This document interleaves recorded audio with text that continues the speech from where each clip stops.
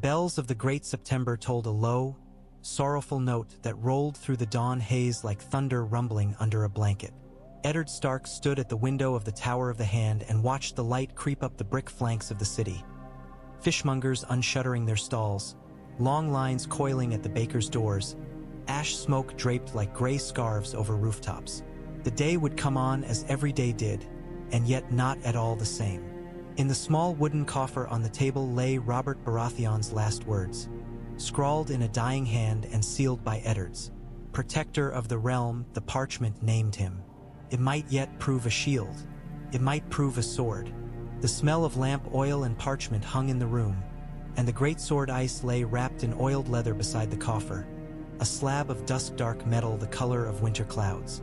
He had placed it there with purpose that felt too heavy to be borne. Desmond came softly, as all his men had learned to do, and stood without speaking. He was older than Jory had been, steadier perhaps, and when he spoke the quiet did not break so much as change. "Ser Barristan waits below, lord," he said, "and the captain as you sent for. Bring them." Eddard touched the coffer, not for luck. He had little patience for luck and less hope. The lineages book lay beside the parchment, its edges scuffed, leaves thumbed and marked in his careful hand. Black of hair, black of hair, black of hair, it had whispered to him, a dull litany that had become a hammer in the skull.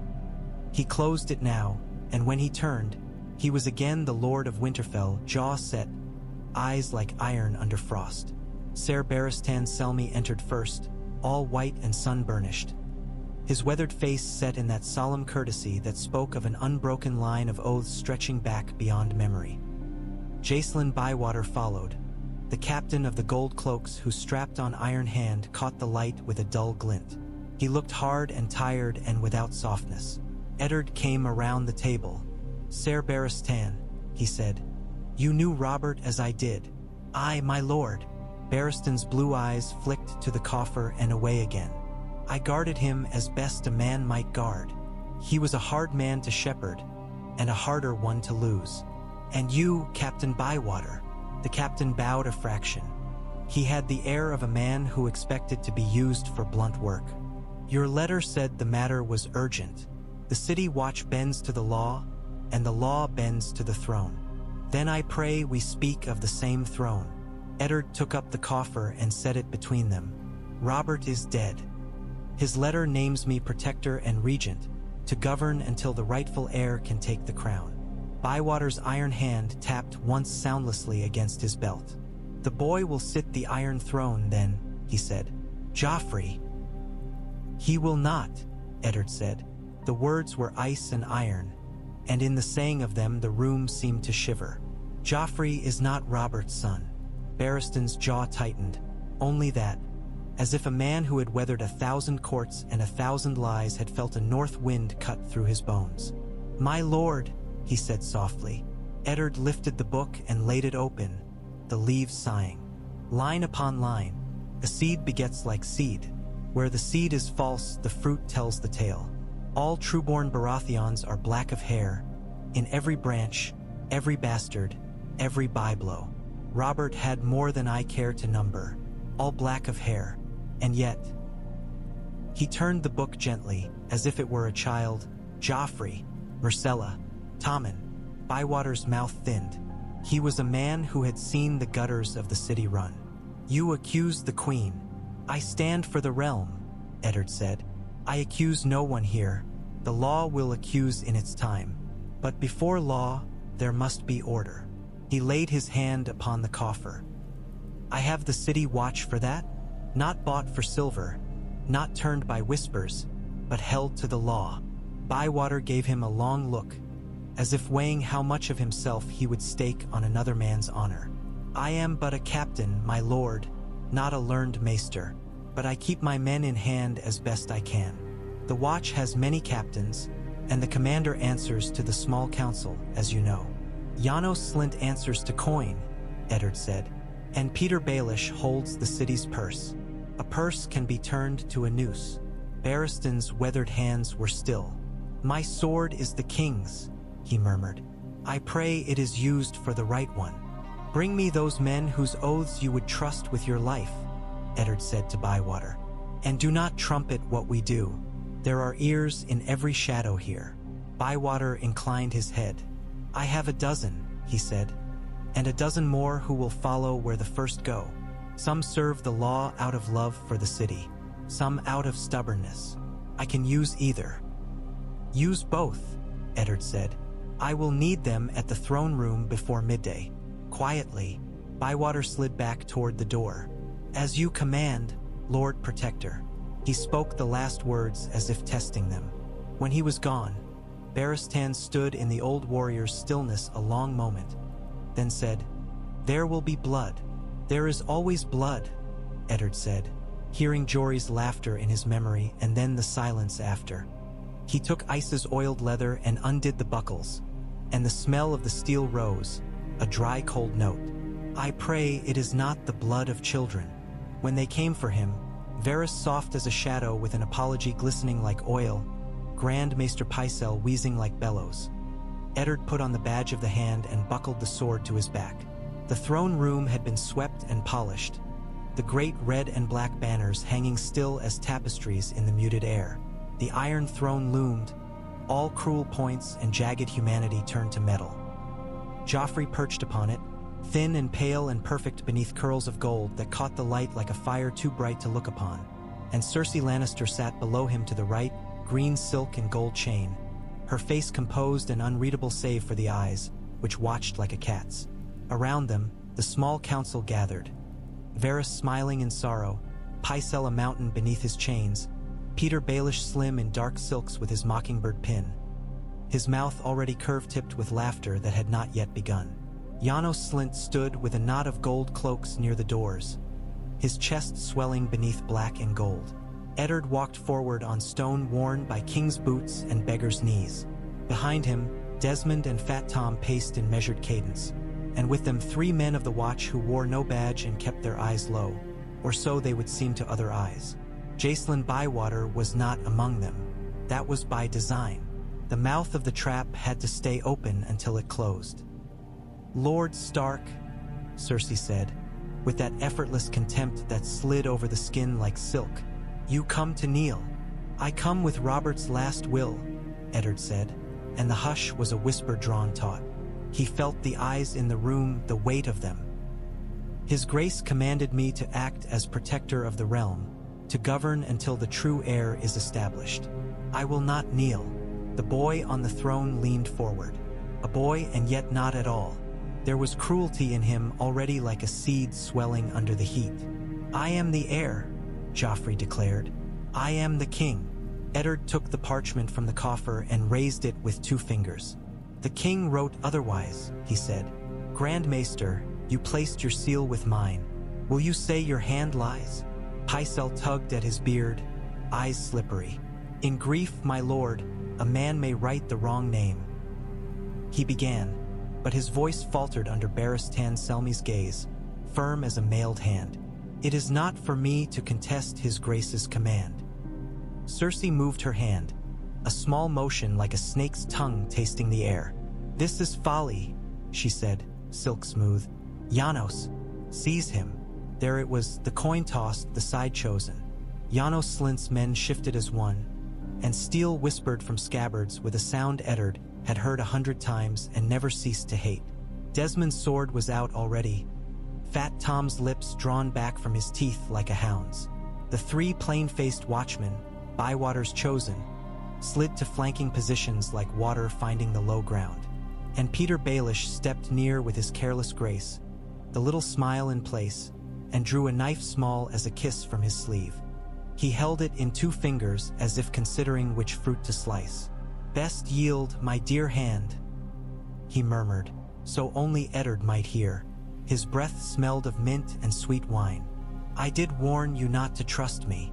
Eddard's hand went not to ice, too great a blade for the close, and not to the dagger at his own belt, which he would not draw in a king's hall if he could help it. He moved instead a half-step sideways and forward, enough that Peter's knife had to follow, enough that Peter's eyes had to come to his, just for a breath. In that breath, Fat Tom's hand closed on Baelish's wrist from behind like a smith's vice, and the knife was wrenched free and clattered to the floor, and Jacelyn Bywater came through the side door with 10 men hard as old iron, the black iron hand at his wrist bright as plague. "City watch," Bywater called in a voice like the crack of an oar on frost. "Keep your blades for the law. Any man who sheds blood against the protector of the realm will answer on the steps of Baelor." Janos Slint's face turned a strange color, like meat left too long by the fire. "Traitor," he spat. His men hesitated, and then two surged forward, and Desmond leapt to meet them, and steel met steel. The sound in the hall changed. A dozen cuts of air and rushed breath, a shout, the clatter of a halberd hitting stone. Barristan Selmy stepped between Joffrey and the press, not sword drawn but hand upon the pommel, and the hound moved too, grim and silent, his burned face unreadable. Cersei tensed like a whip about to crack, but she did not move, as if the calculus of risk were already running behind her eyes. "Hold!" Eddard shouted, and his voice cut through like a thrown spear. The room faltered. He turned where he stood and put every year of his life into the look he gave the men of the watch. "I am Eddard Stark of Winterfell. By the command of King Robert, whose name still has weight within these walls, I name Peter Baelish a traitor. He suborned the city watch against the law and set men at each other's throats. He has conspired against the peace of the realm. In the sight of gods and men, I will have justice." Baelish's front teeth showed in a smile that failed to reach his eyes.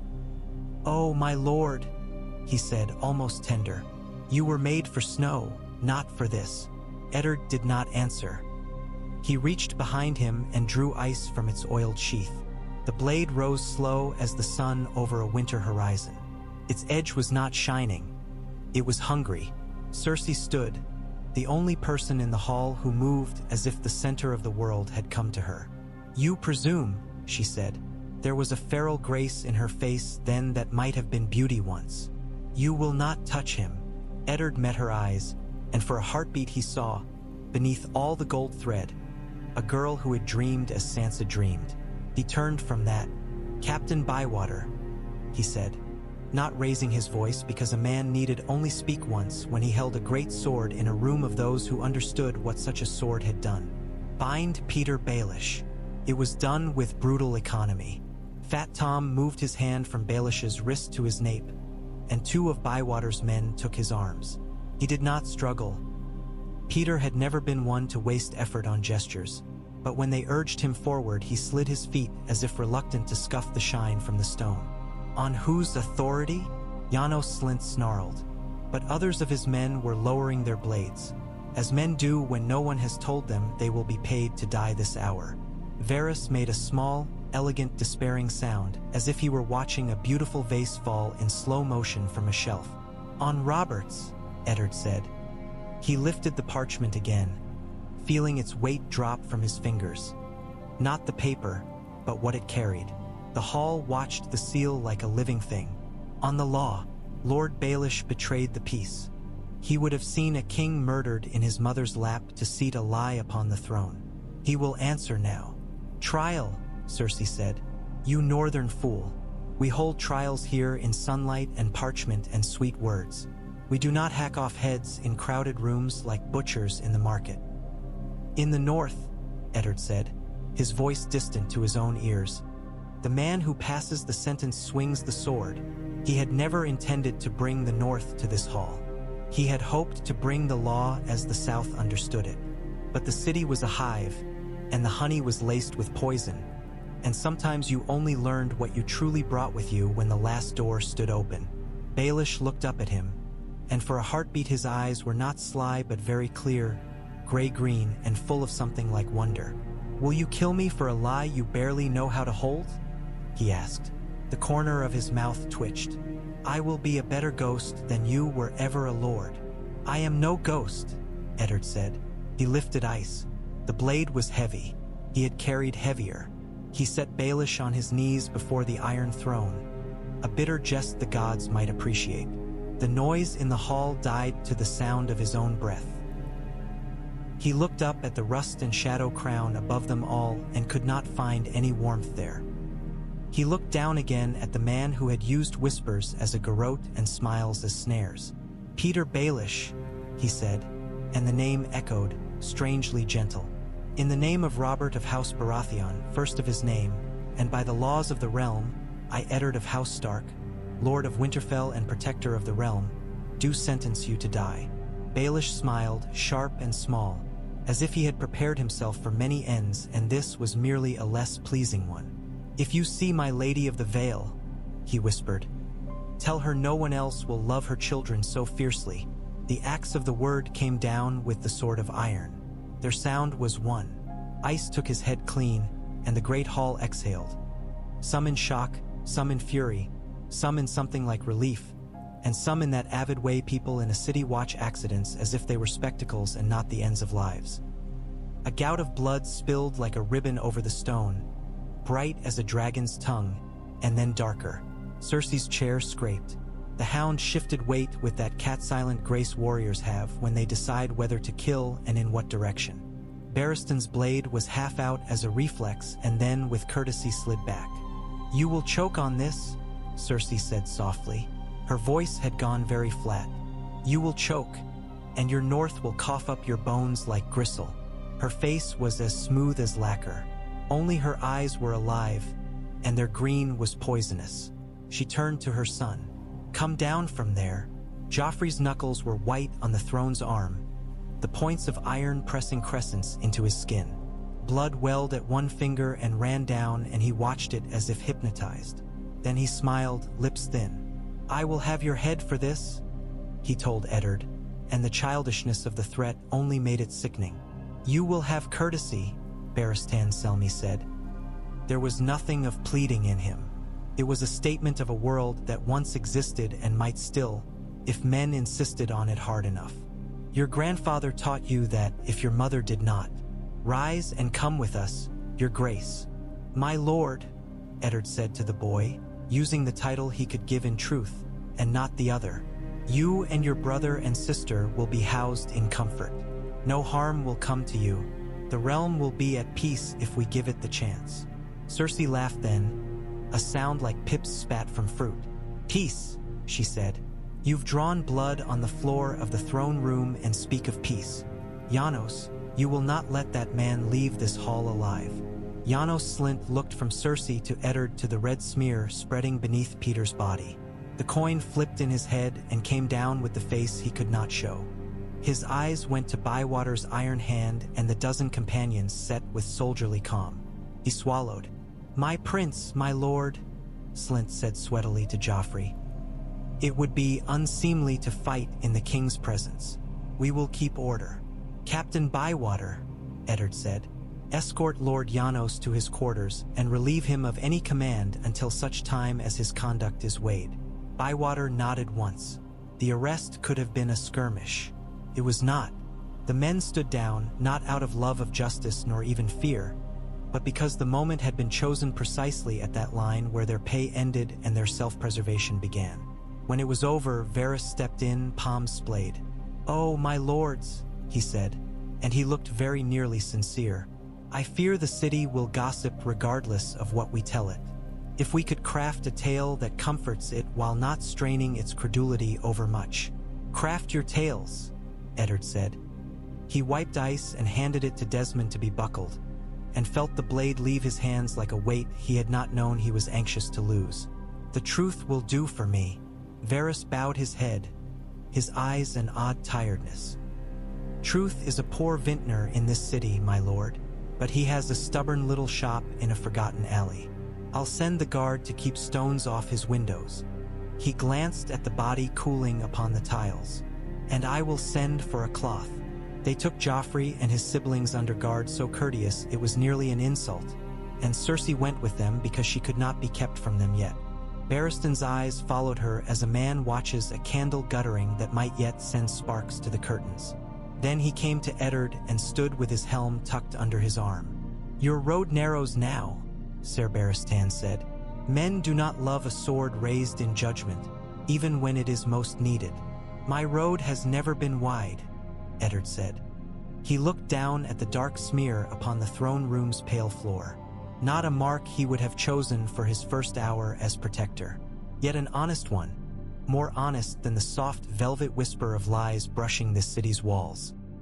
When he went back to the Tower of the Hand, Arya and Sansa were there. They had been found somewhere between their bickering and their embroidery, which were always separated by a small space in their days. Sansa's eyes were already glass-bright. Arya's were dark and raw. "Father," Sansa began, and the word came out like a sob wrapped in silk.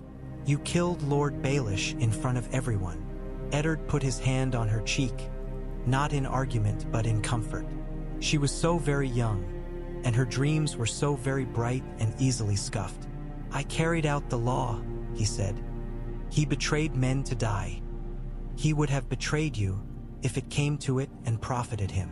Joffrey says, she bit her lip, and that stopped the litany of Joffrey says that had become the rope around her heart. "Joffrey says you're a traitor. He says you hate him." "I do not hate him," Eddard said, and in that was truth. He did not love the boy, he could not, but he did not hate him. He is not to blame for being born into a lie.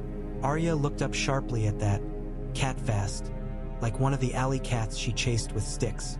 "So he's not the king," she said. Not even a question. She had always loved the shape of the world when it made sense and was merciless with it when it didn't. "No," Eddard said. "He is not. Stannis Baratheon is Robert's brother. He is the rightful heir." "Stannis is hard," Sansa whispered, as if reciting something heard at the feet of ladies whose eyes were sharp and smiles sharper. "Everyone says he is stone." "Stone holds walls up," Arya said before her father could answer. Eddard's mouth softened. "So it does." He sent them away with Septa Mordain for once without argument from Arya, who was thinking hard, and Sansa, who was not thinking so much as feeling herself torn like cloth. He might have gone to his bed and put an arm over his eyes and pretended, for an hour, that the North had not been asked to carry the South upon its back. Instead, he sent for parchment. Letters like threads must be thrown hard, enough to catch, enough to hold. The first letter he wrote was sealed with the dire wolf and sent to Dragonstone by a swift little ship Varys whispered suddenly existed and would be quick indeed. It told Stannis Baratheon of Robert's last words, of the truth of the Queen's children, and of what had been done in the throne room that day. It asked, not begged, that the elder brother come to claim what the law said was his, and to come with ships enough to be seen and swords enough to be heard, but not so many as to frighten a city that already lived in the shadow of a sword. The second went to Riverrun, where Hoster Tully's health was said to be failing like an old fire. To Catelyn he wrote not as Lord Protector but as her husband, telling her what had been done, and not hiding from her the blood. He told her to be careful to whom she gave credit for words, and to avoid Lysa's counsel if Lysa's counsel was only fear in a bolted door. He told her that the Knights of the Vale were slumbering dragons whose eyes might never open while his life might hang upon their waking. He asked her, if she could, to come to him by river or by road when it was safe, but not to endanger herself for the sake of speed. And because he could not help himself, he wrote the names of their children in the margin and what they had said to him that morning, as if the act of writing might make the children more real and less like dreams he could be wakened from by a hand on his shoulder. The third went to Winterfell and to Robb, and this one he wrote twice, because it must serve as instruction to a son and as a bellow to bannermen who would hear Robb's voice behind it.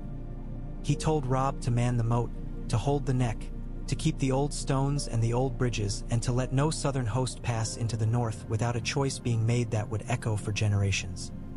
He told him to treat Theon Greyjoy as an honored ward and a watchful friend, and to remember that men like Roose Bolton smile when the torches are out.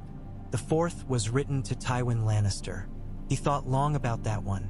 In the end it reads simply, "Bring your banners and your person to King's Landing within 1 month to account for the acts of your sworn men in the Riverlands and for the conduct of your house in these past weeks.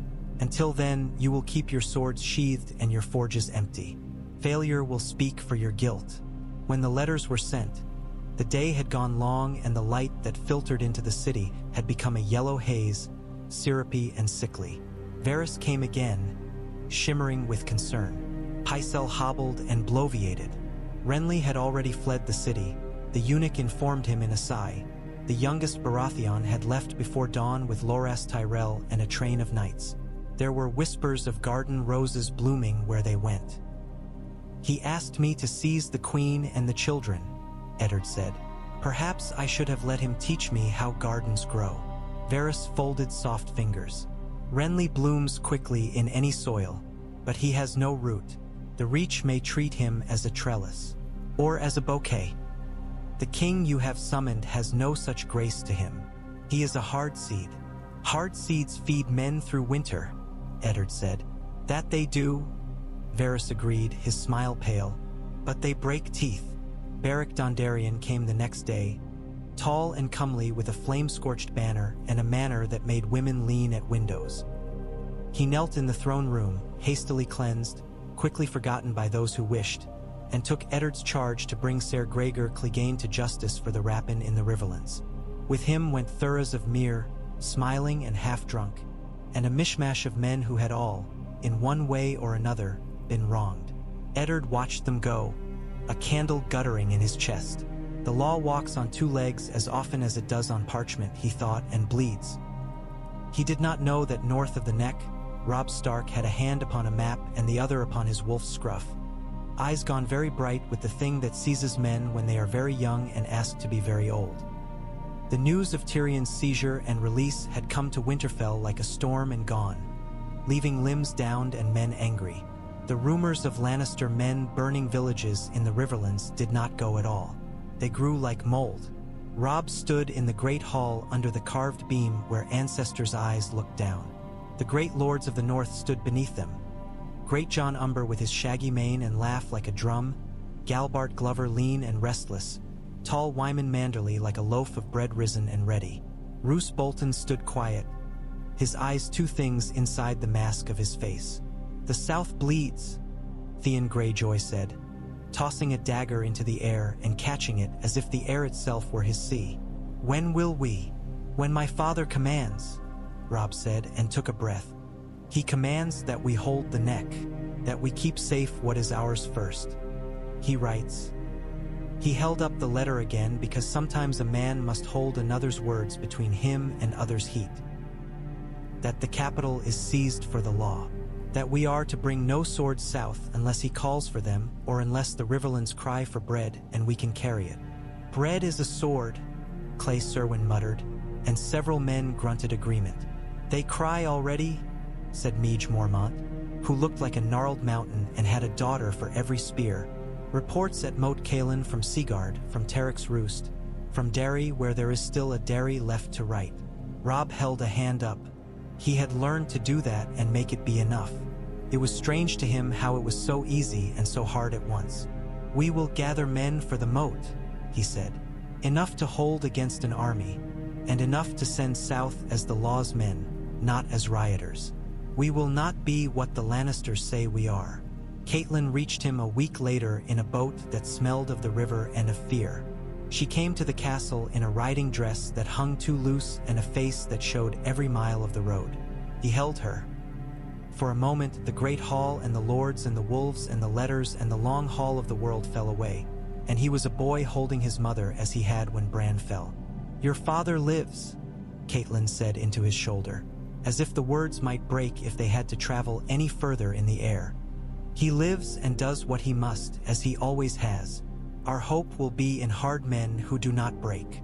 She left him again almost at once, because that was what the time demanded, riding for Riverrun with a handful of guards and a heart she had bricked up and could not chisel at now. She wrote to Eddard from every river bend she found a bird, and he, in King's Landing, read her words like bread taken slow. In the capital, the days lengthened and thinned like old gold. Joffrey's tantrums echoed behind doors carefully shut to the public. The Hound stood at those doors, grim as a gallows tree, and sometimes he looked at Eddard as if measuring a thing he could not name. Sansa walked the gardens with Septa Mordane, who spoke softly of stitches and verses as if to conjure the world back into the shape she understood. Arya's water dancer knelt on mosaic tiles and said, "Again," so many times that it became a prayer. "Why again?" Arya asked once, the sweat slicking her hair to her forehead. the wooden sword heavy as a truth. "Because the world does not stop when you get it right once," Sirio said, smiling through his mustaches. "Nor when you get it wrong once. We again until the last time, and then again after the last time until the gods lose count." Bywater kept the watch steady and sullen, which was the best that could be hoped. Varys's little birds flitted and whispered. Pycelle coughed and stalled and offered Poppy when asked for bread. The small folk spoke of Peter Baelish and the way his head had rolled an inch and then another, as if still looking for advantage even after death. They spoke of Eddard Stark the same way they spoke of weather, something that happened that men had to live under. On the third week, sails appeared in Blackwater Bay like teeth. Davos Seaworth stood at the prow of the Fury with the wind whipping his cloak and the salt cutting his scars. He had a smuggler's eyes and a knight's heart, and both told him that the city on the hill was a place of snares. Behind him, Stannis Baratheon stood, legs braced, looking at King's Landing with an expression like a carved helm. He came ashore without pomp, as if the stones would not hold him if he weighed himself down with velvet. In the Red Keep's yard, Eddard met him in full daylight with no ambush, and the two men stood face to face like two pillars that, together, might hold up a heavy roof. "My lord," Stannis said. He did not waste time on grief. His eyes were set, his mouth a hard line. "You have written what I do not need to be told." "I have written what the city needs," Eddard said. "I have written what men need who cannot believe a truth unless they see it written. I have said you are king." Stannis's jaw moved minutely. Could have been surprise. It could have been satisfaction that a square had been carved cleanly. "It is good that someone in this pit remembers the law," he said. "Where is she?" "Under guard," Eddard said. "With her children. Comfortable. No harm." "Harm," Stannis said, and the word was a blade. "She harmed the realm with every golden hair she thrust under my brother's nose." Beside him, Davos shifted. "My lord," Davos said, with that careful boldness men have when they love a hard man and fear him, "the city will break if you snap it. We need bridges that do not look like bridges to men like them." He nodded toward the keep. Stannis looked at the smuggler knight as he always did, with that remembered gratitude he did not know what to do with and thus treated as if it were another hard duty. "I do not intend to ask the city's leave to seat me in my right place," he said. "But I do not intend to waste men like coin thrown in a gutter either." They went to the small council room with its painted table, and for the first time since the Conqueror there were two men in that room whose faces were not masks. They did not smile, and something about that steadied the walls. Varys poured wine with hands that had a tremor like a wind barely seen in the curtains. Pycelle wheezed and looked down his nose only because he could not look over it. Barristan remained standing, because he remembered what the room had been when men wore oaths that did not bend. "Cersei Lannister will face trial," Eddard said. "Not for love, not for hate, but because law commands it. Joffrey is a child. We will not hang a child because his mother lied. Children are no less wolves for being cubs," Stannis said. His face softened not at all. "But I am not a monster." He looked to Davos. Davos met his gaze. "Send the boy and the little girl to foster in safe places under hostages you trust. Keep the other boy by you under guard so the lions do not bleed the streets trying to pry him loose. Or send him as well, if you can trust their keepers more than your jailers." "Who keeps Lannister children?" Barristan murmured. "Who can be trusted not to warp them into tools? Old houses that remember the world before gold," Eddard said. "Tarth, Estermont, houses that owe the Baratheons their lives and will repay with measured hands." Varys' lashes fluttered. "And Lord Tywin will come," Stannis said, sharp as a bell. "He will come with iron in his hands and think to cross the river with it. We will break him." "You are certain," Varys said. Stannis turned his head slowly. "I am right." The decree went forth like a spear and returned like a boomerang with whispers tangled to it. Cersei Lannister was tried in the Great September, where the stranger peered from shadows and the mother's tears gleamed in colored glass. She stood before 7 septons in scarlet and white, and the smell of incense was cloying where men had hoped for a breath of clean truth. Sansa watched from the gallery with Septa Mordane.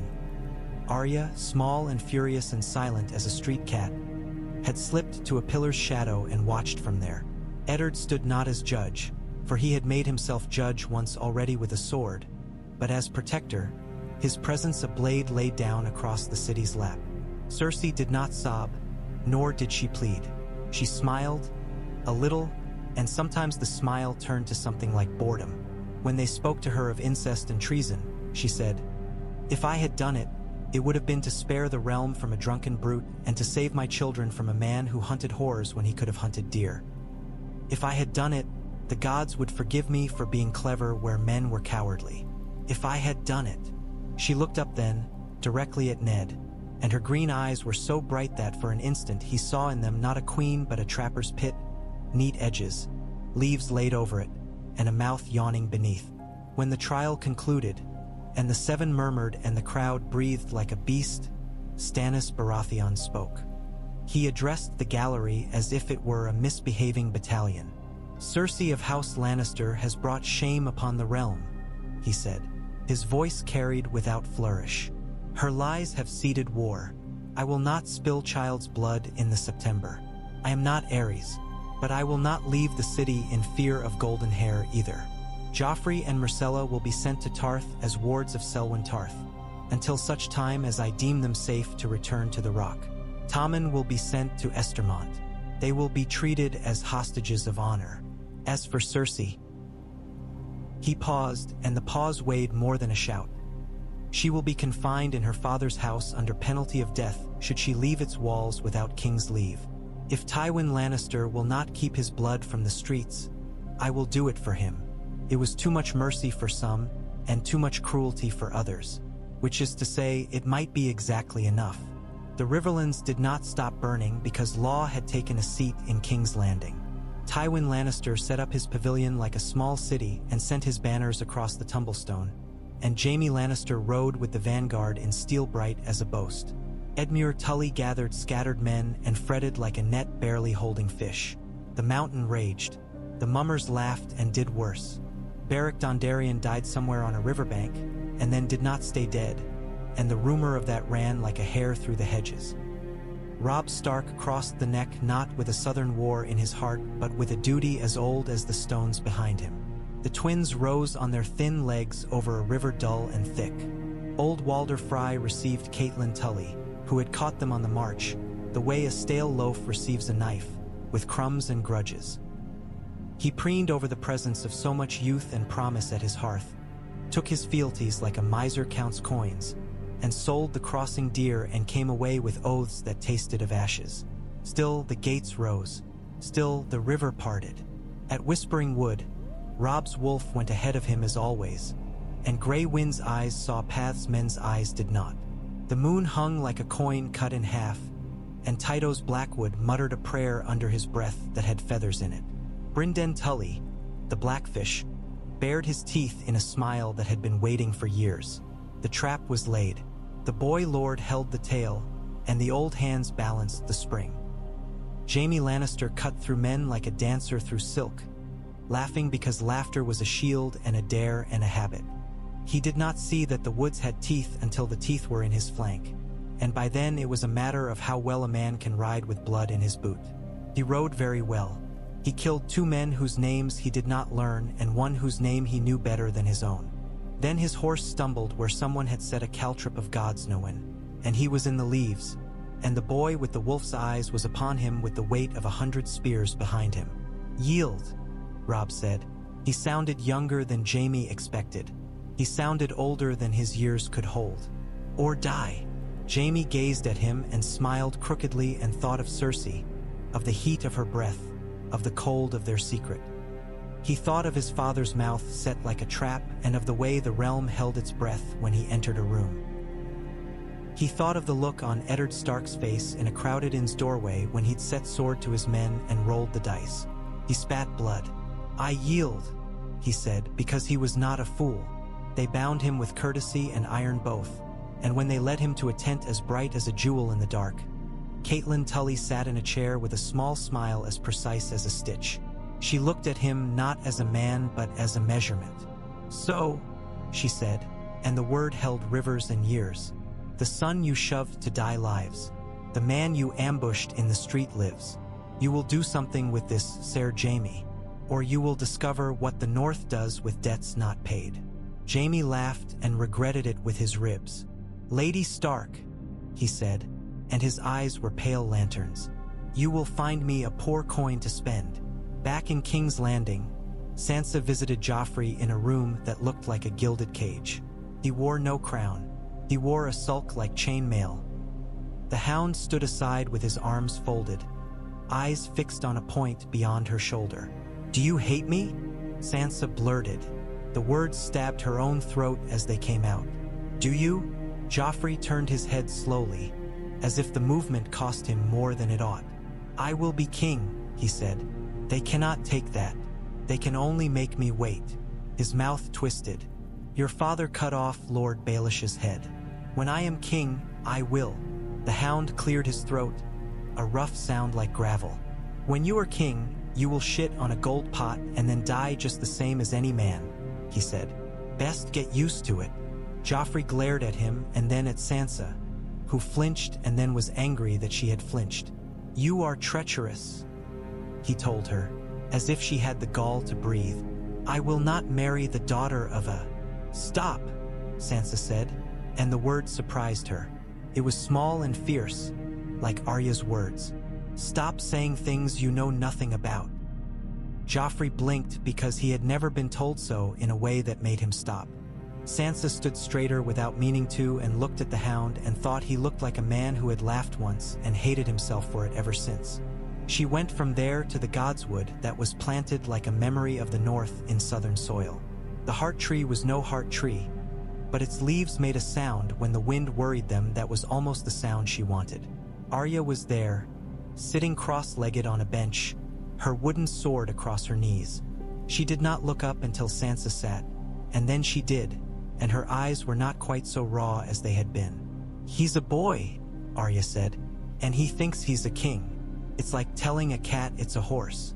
Sansa stared at the filtered light. "He will be sent away," she whispered, "to Tarth. Myrcella too. Then they will be safe," Arya said with the brutal clarity that had always been her charm and her curse. "And we will be too." "I don't feel safe," Sansa said, because she rarely said such things, and when she did they startled the air. "It's as if the walls are listening, as if the stones have mouths. When Father—" She swallowed. "When Father did that, everything felt thinner, like a sheet you could tear with a finger." Arya nodded slowly. "It is," she said, "but we're still under it, and it's our sheet." Eddard often stood at the window of the Tower of the Hand at night. The city glowed like embers that never caught flame. Varys came one evening with a face as bland as milk and a voice like rain. "Lord Tywin has broken camp," he said. "He moves toward Harrenhal. He has sent messages to the Rock. He has sent ravens to Oldtown, though of what character we do not yet know." "Men at war send ravens," Eddard said, more tired than he would say aloud. "They fly as crows and as doves, and no one can tell which until they land." Varys smiled faintly. "Jaime Lannister is taken," he said. "The boy did not blunder. Perhaps there is iron in Winterfell after all." "There always was," Eddard said. He did not allow himself the smile that wanted to come. He allowed himself instead the small loosening in the chest that a man feels when a distant piece falls where he had hoped it would fall. "Shall I prepare a letter to House Lannister?" Varys asked. "Shall we suggest an exchange? The city might breathe easier if it knew one lion was caged when our wolves walk its streets with peace in their muzzles." "We will not barter like peddlers in a market," Eddard said. "We will write, and we will say what is true, that he is well and honorable and treated with the courtesy due a captive lord. And we will say that if one small folk's blood is spilled in vengeance, we will take a life that answers to theirs and not to ours." Varys inclined his head. "Truth, then," he murmured. "Your favored vintner." "See that his shop does not burn," Eddard said. When midnight had eaten the evening and begun to taste of morning, Davos Seaworth came to him by the back stair, because Davos had never liked the front. He stood by the window with Eddard and looked out, both men of ships in their different ways, and the silence between them was the comfortable one that sometimes grows between two men who have each saved the lives of others and lost some anyway. "You did a hard thing," Davos said, "with the little man." "I did the only thing my bones would let me," Eddard said. Sometimes I think the South is a place where bones are soft. They bend around things. Then I think that is simply how soft men talk about their bones." He shook his head, irritated at his own clumsy words. "He would have made a world of threads.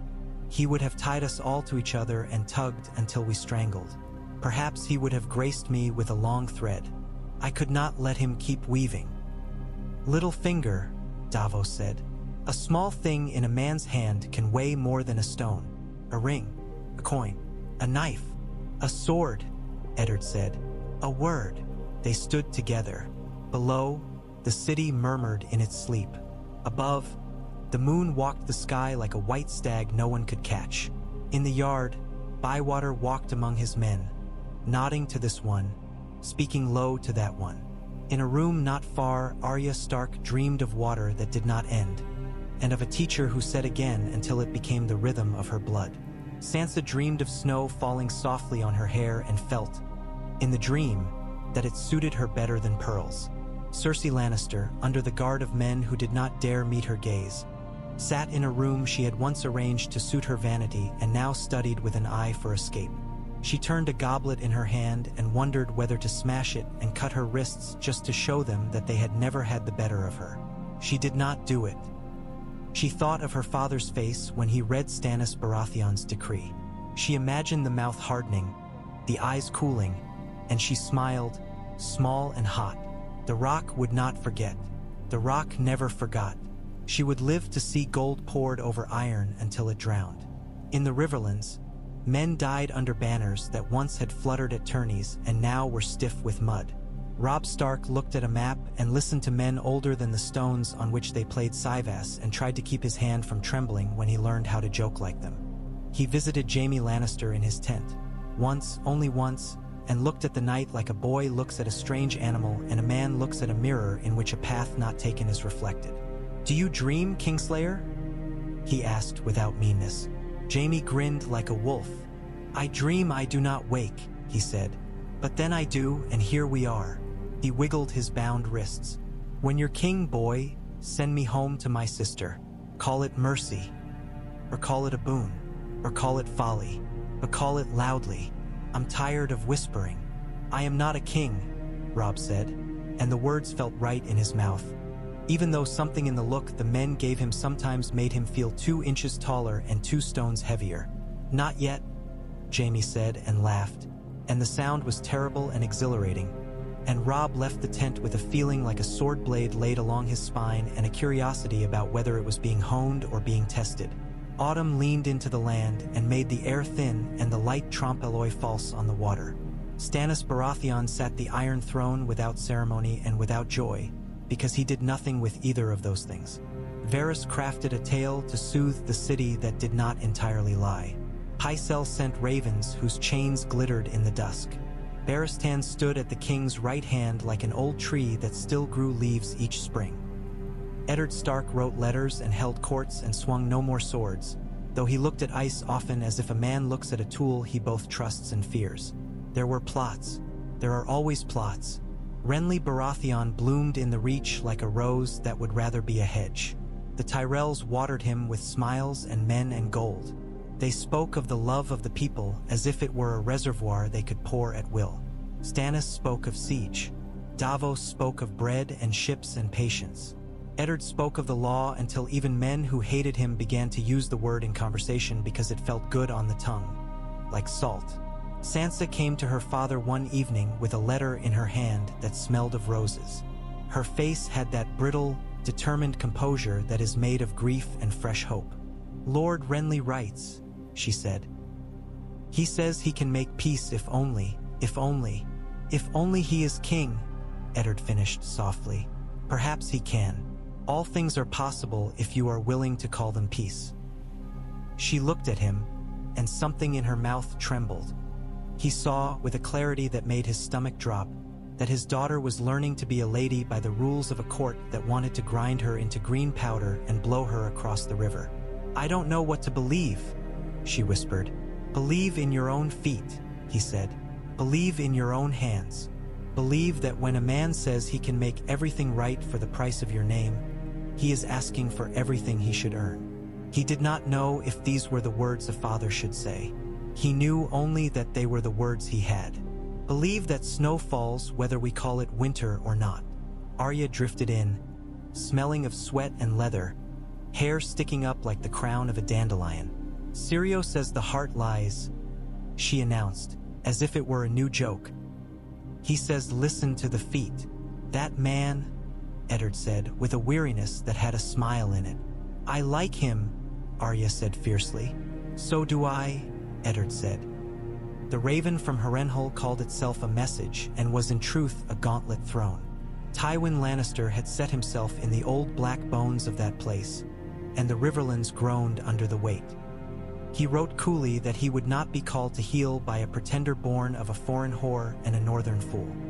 He addressed Stannis Baratheon with a title that was not quite king and Eddard Stark with one that was not quite insult. He signed his name large, as if by making the letters bigger he might fill the realm with them. Stannis took the letter and read it once.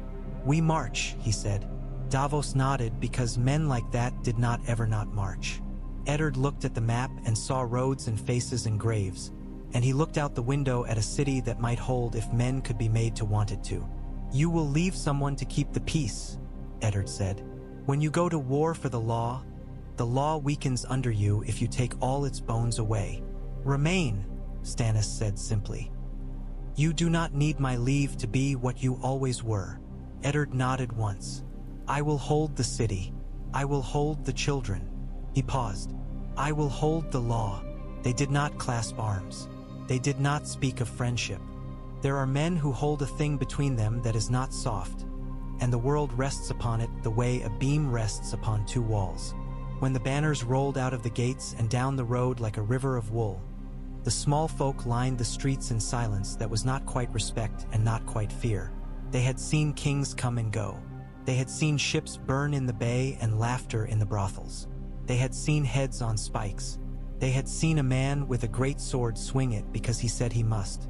They watched now because they were always the ones left in the street when the last horse passed. Sirio Farrell came one morning and found the yard empty and frowned like a man who has missed a step he knew was there. He knocked lightly on Arya's door and found it empty as well. He stood very still then and smiled very softly. He went to the Godswood and found her there, sword across knees. She looked up at him. "The world is changing," she said. "The world is always changing," he said. "What are you doing when it changes?" "Breathing," she said. "Then again," he said, and they dropped into stance together, small and old, water and stone. In the Eyrie, Lisa Arryn read the news of Peter Baelish's death and laughed until she wept, and then she went cold. In her mind, the world he had made for her crumbled like a sugar cake left in rain, and beneath it lay the bones of a world where she had killed a husband because a man had told her she loved him. She dismissed half her maids because their faces were wrong and ate nothing for a day. She wrote letters to no one and tore them up. She went to the high balcony and pressed her hand to her belly and looked out and saw the drop and felt a longing not to fall but to stand there forever if only nothing ever had to change. She sent no knights. She swaddled her son. She whispered, "My sweet Robin," as if she were conjuring safety and as if words were blankets. Beric Dondarrion struck at the mountain and died and rose and died and rose, and the tale grew wild. And in taverns men told it with mouths stained with ale, and better men told it with tears because something in the tale sounded like hope with a sword in its hand. Thurs's fire flickered. The Godswood in Riverrun wept. The Blackfish's laughter was a knife used to cut bread. Winter came slowly, like a debt that had been forgotten and found the house again. The nights lengthened anyway. The first snow fell in Winterfell in a hush that made daggers seem loud. Bran Stark, who had not died, watched it from his window with eyes that had seen too much ground up close and too little sky. He dreamed of wolves running through white and woke with the smell of pine in his nose. The heart tree's face looked the same, which is to say older. And Littlefinger's headless body grew cold and then was less than cold. A thing the city forgot except where men remembered to say, "Do you recall when Lord Stark cut the head from the man who kept our purses?" And some would say, "Aye." And some would say, "And good for it." And some would say, "It was a wickedness." And the city would go on eating and sleeping and gossiping and being a city, which is to say, being the sea that drowns kings who cannot swim. Eddard Stark dreamt once that he was in the snow outside Winterfell with his boys at his right hand and a body at his feet. It was not Littlefinger's. He woke with his heart beating hard and the feel of ice's grip in his hand. He lay there and listened to the city's breath and thought, "We are none of us safe from the things we choose, but better to choose them with eyes open." When he went down to the yard in the morning, Arya was there, hair wild, eyes bright, stance new. She looked at him with a pride she tried to hide and failed at, and something in him eased that had been tight since the day he first saw the South and thought, "This is a place where men drown standing up." "Father," she said. "Again." "Yes," Eddard said. "Again." The war did not stop. This is not a story where men sit down to supper and decide not to bleed. Tywin Lannister marched. Stannis burned with a flame no wind could puff out. Renly gathered petals into a sword. Robb held the river like a fisherman holds a net he can barely lift. Sansa learned to smile without weeping. Arya learned to strike without thinking she was wrong. Catelyn learned to ride without sleep and to think without hope and to move anyway. Jon Snow, far to the north at the wall, looked into a wind that smelled of old ice and heard something like singing in it, and knew the song was older than crowns. But the shape of things bent. A thread had been cut, the one that would have tangled every other line, and without it there was a little more room to move. A man had held a sword in a hall and had not bartered his honor for an hour's safety. The city had seen it. The realm had felt it. And men like Bywater and Davos and Barristan and yes, Varys and Pycelle and the Hound and all the rest in their smaller, human ways had slid their feet upon the stone and found they were standing slightly differently. In the end, perhaps it would not be enough. The world is large, and winter is patient, and men are small and hot-blooded. A single head rolling on a floor is not a hinge of history, except that sometimes it is. On an evening when the setting sun turned the bay the color of old wine, Eddard Stark walked with his daughters upon the wall. They did not speak much. The wind lifted Sansa's hair and made Arya squint and laugh. Below them, the city murmured and sighed and went on being a city, the way the sea goes on being the sea even as ships rise and founder upon it. Eddard looked out at the line where water met sky and thought of a wall of ice far to the north and of a wolf banner rippling by a river and of a man in black and red steel sitting upon an ugly throne without smiling and of another man with a gold lion on his breast looking at a letter and setting his jaw. He thought of Peter Baelish's smile and the way it had snagged on the edge of his blade and stopped. He felt the weight of the loss and the rightness both. "Father," Sansa said, her voice small in the wind, "will it be all right?" He did not lie to her and say yes. He did not crush her with no. He put his hand on her head for a moment and let the wind tangle their hair together. "We will be," he said at last. "We will be what we must and what we can." Arya made a face and leaned over the battlements, fearless. "Again?" she said, for no reason at all, and it made him laugh, a quiet sound that surprised him. And the city took the sound and broke it into bits and carried it away like breadcrumbs. Night came on. The watchfires flared. Somewhere very far away, a horn blew, and somewhere else a woman cried and was comforted. In the Red Keep, ice lay quiet in its oiled sheath. In the great September, candles guttered and were snuffed. In a tent of red and black cloth far from there, Stannis Baratheon looked at a map and moved a piece he did not call a lion. At Harrenhal, Tywin Lannister listened to the night with his face still. At Riverrun, a woman threaded a needle and pulled it through, a simple thing, the world's music.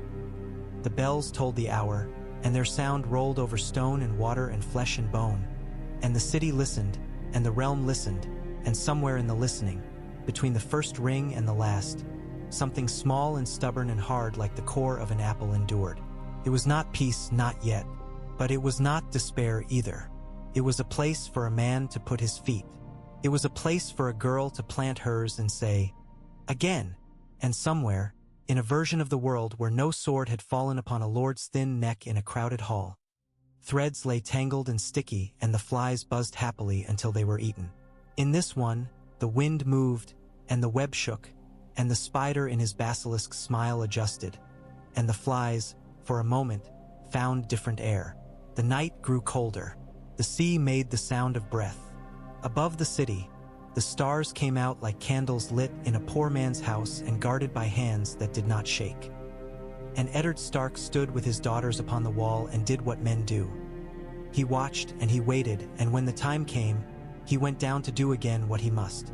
At dawn a pale wash crept over the towers like milk poured over black bread, and the red keep woke with a creak and a mutter, half fortress, half old beast rousing in the straw. Eddard Stark ate little, drank watered wine, and went to hold court with the weariness of a man who felt his own bones as part of the work.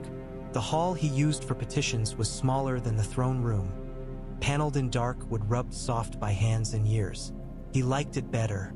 Men spoke a truer tongue where iron did not stare down at them. Janos Slint was brought in under guard, without helm, salt clinging to his hair from a rinse he'd taken as if cleanliness could wash away yesterday. His sneer had wilted to a flattened mouth. He looked smaller without gold on him. Janos Slint, Eddard said. He did not raise his voice. You set your men to draw steel in the king's hall and would have killed for a coin. The city watch is not a purse. It is the law made flesh. You will go to the wall. Take the black. Serve where there are no purses and men know your worth by other measures. Slint's jaw worked. My lord, he swallowed. Protector. The word tasted bitter. I have done only what I was commanded by the small council, by the hand at the time. The girl. Ice lay sheathed at Ned's back, heavy and sure. He had no desire to draw it here. Your tongue will not save you by wagging at ghosts, he said. It may save you by pledging to the night's watch with no poison in it. Will you take the black? There was a flicker in Slint's eyes, and Ned saw it and knew what it was. Some men do not know they are saved even as the rope is cut. I will, Janos said at last. I'll go. Good, Eddard said. You'll go today on the first ship out of Blackwater Bay that has a righteous captain. You'll have coin enough for bread and travel and no more. If you are still in the city by sunset, I will hang you from the King's Gate so your men can see what a purse buys here. He nodded to Bywater, whose iron hand gleamed dully. The captain inclined his head as if he had been waiting to agree with that for years. Pycelle came puffing in as Slint was taken out, chain clinking like a wind chime. A wise and merciful judgment, he wheezed. A merciful one, to be sure. The wall is a bulwark of the realm, to be sure. Eddard regarded the Grand Maester over steepled fingers that had ink at the edges. In future, he said, you will remember that seals are not decorations to be pressed over any paper thrust before you in a crisis. The seal of a king's last will is a thing to weigh in the hand as if it were iron. I will speak to the conclave regarding the next time the city requires a man whose breath does not fail him when he is needed.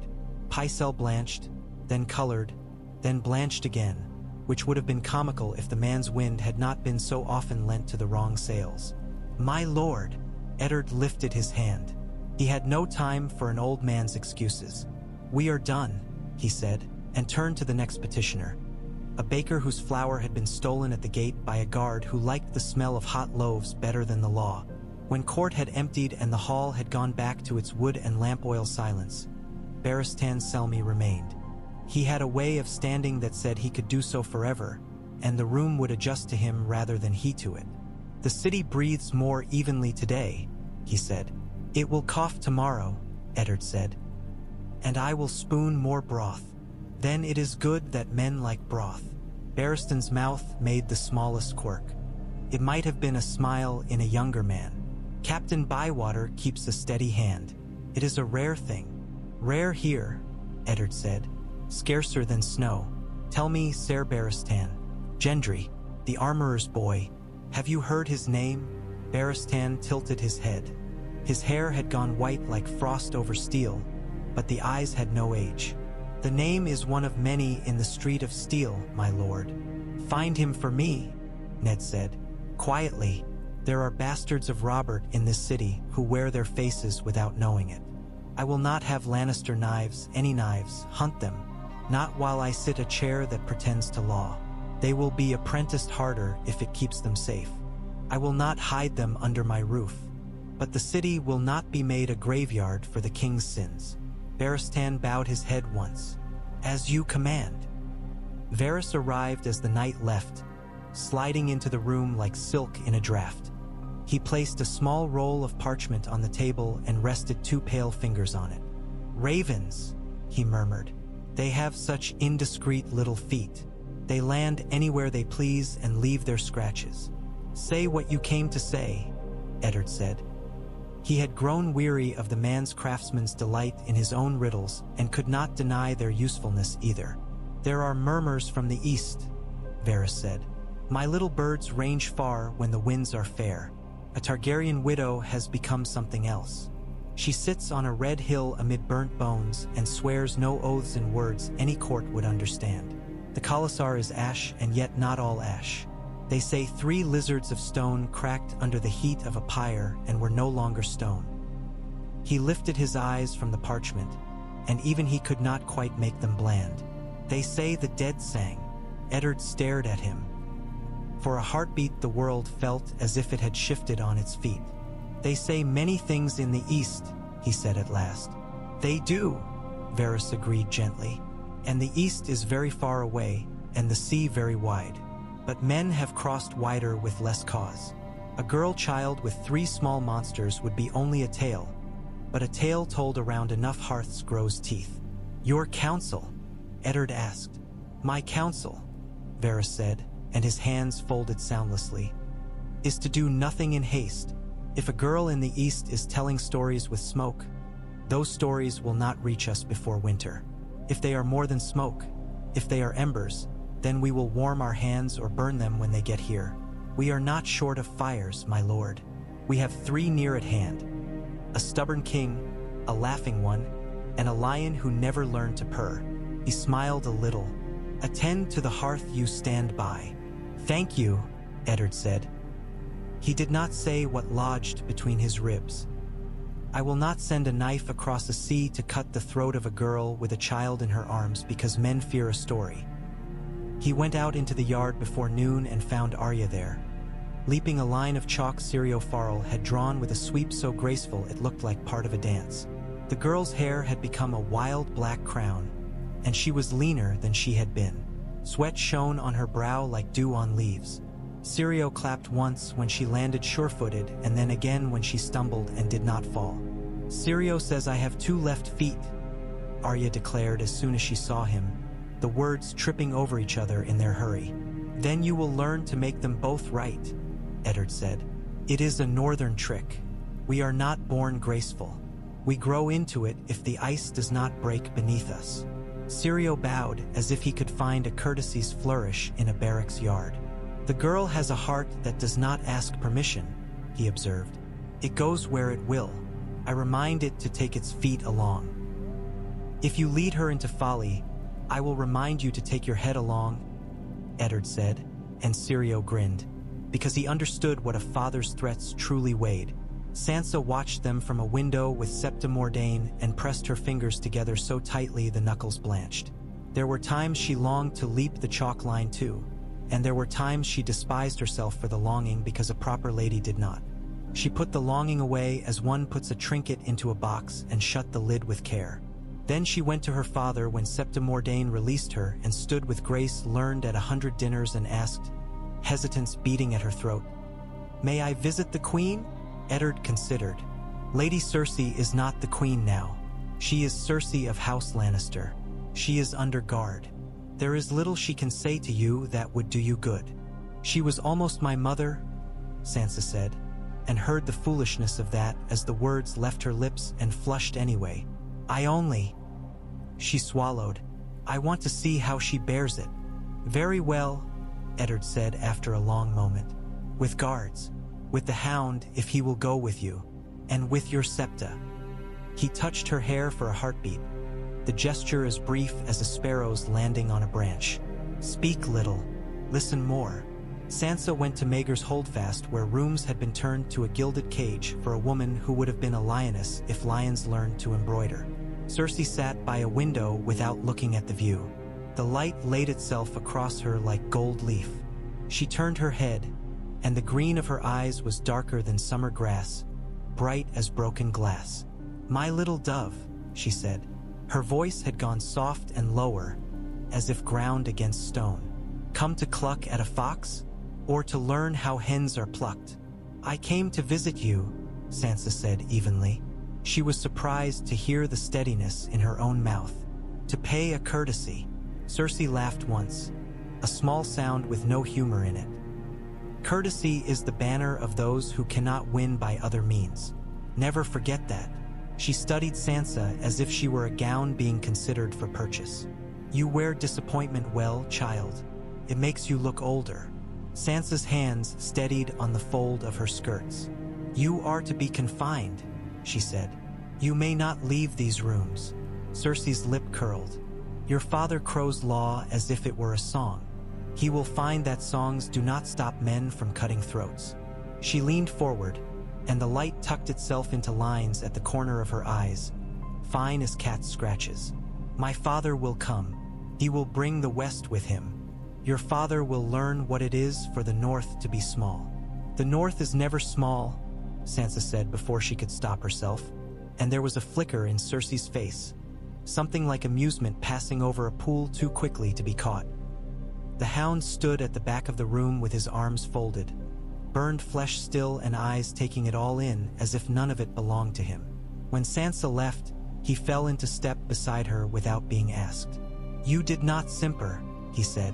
It sounded almost like respect. "I did not know I knew how to do anything else," Sansa answered, startled into honesty. "Everyone knows how to do something else," Sandor Clegane said. "They just like it less." Stannis Baratheon met with Eddard one last time in the council chamber before he marched. Davos stood with him, hands clasped behind his back as if to keep them from finding a ship's rail they could grip. "Renly has crowned himself with flowers and promises," Stannis said. "He struts in Highgarden with a train of peacocks and smiles and thinks men's hearts break like melons at a feast when he tosses them at the floor. He will come or he will sit and wait to see who comes first." "Tywin Lannister will not sit," Ned said. "No," Stannis agreed. "We march for the trident. Harrenhal is his kennel. If you cannot draw a hound out, burn the straw under him. He will fight or he will run. He has no peace to make here, not now." The corners of his mouth hardened until there was no mouth at all, only a line that could cut. "I will break him." Davos cleared his throat gently. "And if Renly comes up the Rose Road while your grace has Tywin by the throat, then you will keep the city," Stannis said to Eddard, ignoring the correction that wasn't one. "Hold it until I turn back or until Renly is tired of smiling at walls." He hesitated only an instant, and that flicker was so rare that Eddard inclined his head to it. "A woman of the Red Faith will arrive from Dragonstone with some of my men. She has her ways. Keep her from the September," Eddard said. "Keep her from the pyres. The city will bear many burdens, but not the smell of burning men." "I do not burn men," Stannis snapped before he remembered he had not done so yet. He gathered himself. "I keep counsel from all quarters. The gods are many. The law is one." He looked almost grateful for the word. "Keep your bastard smiths and your bakers. Keep your wolf girls. Keep the hound. I will keep my sword." Eddard went with him to the yard where horses stamped, Valyrian steel and common iron alike smelling of oil and old blood. Stannis mounted without flourish. Davos looked at Eddard and shrugged a little. "If the city is a ship," he said, "it leaks like all of them. Keep your bailing bucket." "I have 2 hands," Eddard said, "and a dozen more lent to me. That will have to do." Davos smiled with his eyes and not his mouth. "It always does." Robb Stark felt the weight of river air as he had never felt the weight of northern cold. It was as if the land here held its breath differently. In the courtyard of Riverrun, the banners snapped, trout flashing on white and blue, direwolves running on gray, blackfish leaping, mormonts looming, flayed men on pink that made the eye recoil and then look again. Caitlin rode in with mud up her skirts and kissed her father's hand where it lay on the arm of a chair. Hoster Tully's breath came like the river over stones, slow and impeded by old, unseen obstacles. "You brought him down," Hoster whispered, and his eyes were proud for a moment, and then the moment slipped. "You must bring the war down too." "We'll try," Rob said. He stood in the solar with Caitlin and Edmure, whose red hair seemed to bristle with the indignities of being besieged twice. The blackfish leaned against a window embrasure, chewing on air with his eyes, if not his teeth. "Tywin has settled at Harrenhal," Brynden said. "He's eating the Riverlands one field at a time. He will not be starved. He brought his own bread." "We can cut him," Edmure said, stabbing at the map with a finger. "Here, and here. Make him bleed his own for once." "We can cut him," Rob agreed. "But we must not let him cut our road to the neck. We are not so many we can afford to be two armies at once." A woman's laugh drifted up from the yard, a tough sound. Meej Mormont was berating Dacey and Alysanne without cruelty and with no softness. The Great John roared. A dog barked. The ordinary life of a war made its noises. Caitlin laid a hand on the back of Rob's neck and felt the heat there that was not fever. "Your father writes that the children are being sent to safe places," she said. "It is a kindness, though Cersei will make it a grievance." "She makes everything a grievance," Brynden muttered, "including her own face." "We should send Theon to Pike," Edmure said. "If the Kraken stir, better to feel them now than when your back is turned. Better to know where the boy's heart is. He may be a ward, but he is still his father's son." Rob's jaw tightened. He knew this argument from the inside because he had been making it to himself since the twins. "He is my friend," he said. "He is the son of a man who crowned himself and burned ships to laugh at it," Caitlin said, not unkindly, and the truth of it made the words not sharp but heavy. "Send him, but write to Lord Eddard first. Let him tell you how to say what must be said." Rob nodded. He went to his tent where Grey Wind lay, eyes half closed, and wrote to his father. "I will send Theon as a friend with a message only a friend can carry and watch him as an enemy upon his return if he does." He called Theon Greyjoy that afternoon. The boy, no, the man. Rob kept tripping over that. Came with a swagger, a knife at his belt, and a grin like a wave about to slap you. "I need you," Rob said without embroidery. "You always did," Theon said, and the grin softened because he knew the jest had scratched too hard. "Say the word. Go to your father," Rob said. "Tell him the North marches at the behest of the king's hand and of the law. Tell him we do not mean to bring fire to his door. Ask him to bring his oars to our river and not burn our shores. Ask him to be part of the world, not a sea that slaps at it." Theon snorted a laugh. "You speak like a maester. He speaks like a storm. But I will go." He sobered a breath later. "And if he tells me to piss on your dog and your banners both? Then piss on my banners with tears in your eyes," Rob said, because the sooner the words were said, the less they would fester. "And choose what you are." Theon left that night under guards who were courteous enough to not look like guards. Caitlin watched him ride out with an expression that said she knew the shape of the likely future and did not care for it. Tyrion Lannister came to Harrenhal under a hood and with dust in his beard, an indignity he bore with a rueful air that made men unaccountably like him in spite of themselves. Tywin looked at him once, from boots to brow, and then past him, as if the measure of him had been taken many years ago and found wanting, and no new cloth had arrived since to alter the fit. "You have brought me words," Tywin said. "Bring me something worth more." "Words are often worth more than men's lives when it's not your life being measured," Tyrion said lightly, and set about earning a seat at the table by being useful more quickly than his father could be angry. He counted men who were not there. He named bridges by the men likely to defend them rather than by their stones.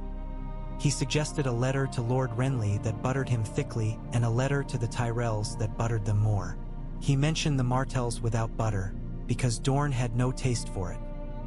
He asked very softly whether Jaime ate, whether Jaime was kept warm, whether he ever saw the sun. Tywin did not answer. That was an answer. When night fell over Harrenhal, the great black ribs of the castle looked like the bones of something that had died and refused to lie down properly. Tyrion drank with Bronn in a tower room and listened to the wind whistle down halls that had never known laughter even when they were living. "The realm is a tapestry," Tyrion said, tipsy enough to feel wise. "Our father thinks he holds a sword. Sometimes a needle is more use." Bronn grinned like a knife, especially if it slips between ribs. In King's Landing, a woman in red arrived with a small retinue and eyes like coals that remembered their own heat. She came to the September 1st because men had told her not to. She stood before the seven-pointed star on the floor and let the light spill over her and called it illusion. Then she went to the council chamber and bowed to Eddard Stark with a smoothness that made his hackles rise.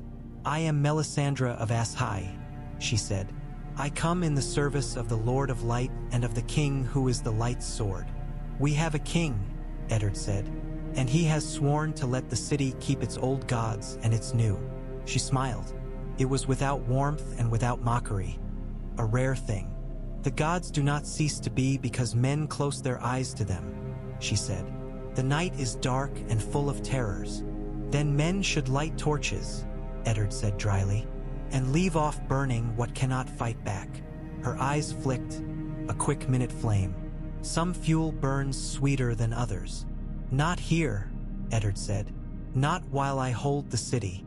She inclined her head and turned to Davos, who watched her with a careful suspicion. "You do not trust me, smuggler." "I find it unprofitable to trust new tides," Davos said. "I like the docks where I know which board will squeak." "And yet you follow a king who breaks his own boards," she murmured, amused. "I follow a man who believes the law is a thing and not a story," Davos said. "You can keep your fires so long as you do not set them where bread burns." Joffrey of House Lannister spent his days in Evenfall Hall as if it were a pen for a dog that knew it was a lion.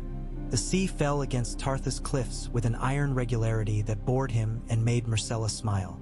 Lord Selwyn treated the boy with the respect due a lord's son and exactly no more. He had a way of looking at Joffrey that did not bounce off the boy's pride but did not feed it either. Joffrey hated him almost as much as he feared Brienne when she came into the yard with her practice blade and moved until her hair stuck to her temples. "She looks like a cow," Joffrey said one afternoon, watching from a window as Brienne disarmed a knight twice her age with a twist that had been learned from pain. "She looks like a sword," Myrcella said. "A good one." Joffrey sneered at his sister and at the thought that she might have her own thoughts. "When I am king," he said, and Selwyn did not correct him, only blinked slowly, "I will have her whipped for presuming to be a man." "You will not be a king here," Selwyn Tarth said mildly. "You will be a guest. If you wish to feel what a whip is like, I can oblige you." Joffrey paled with a fury that shamed him. That was the worst thing. The shame. Myrcella took his hand without looking at him and squeezed it once, as one calms a horse. Brienne saw them later in the yard and bowed, awkward as her joints made her. Joffrey glanced away as if he could disdain an entire person in a heartbeat. Myrcella smiled up at Brienne and said, "Will you teach me to parry?"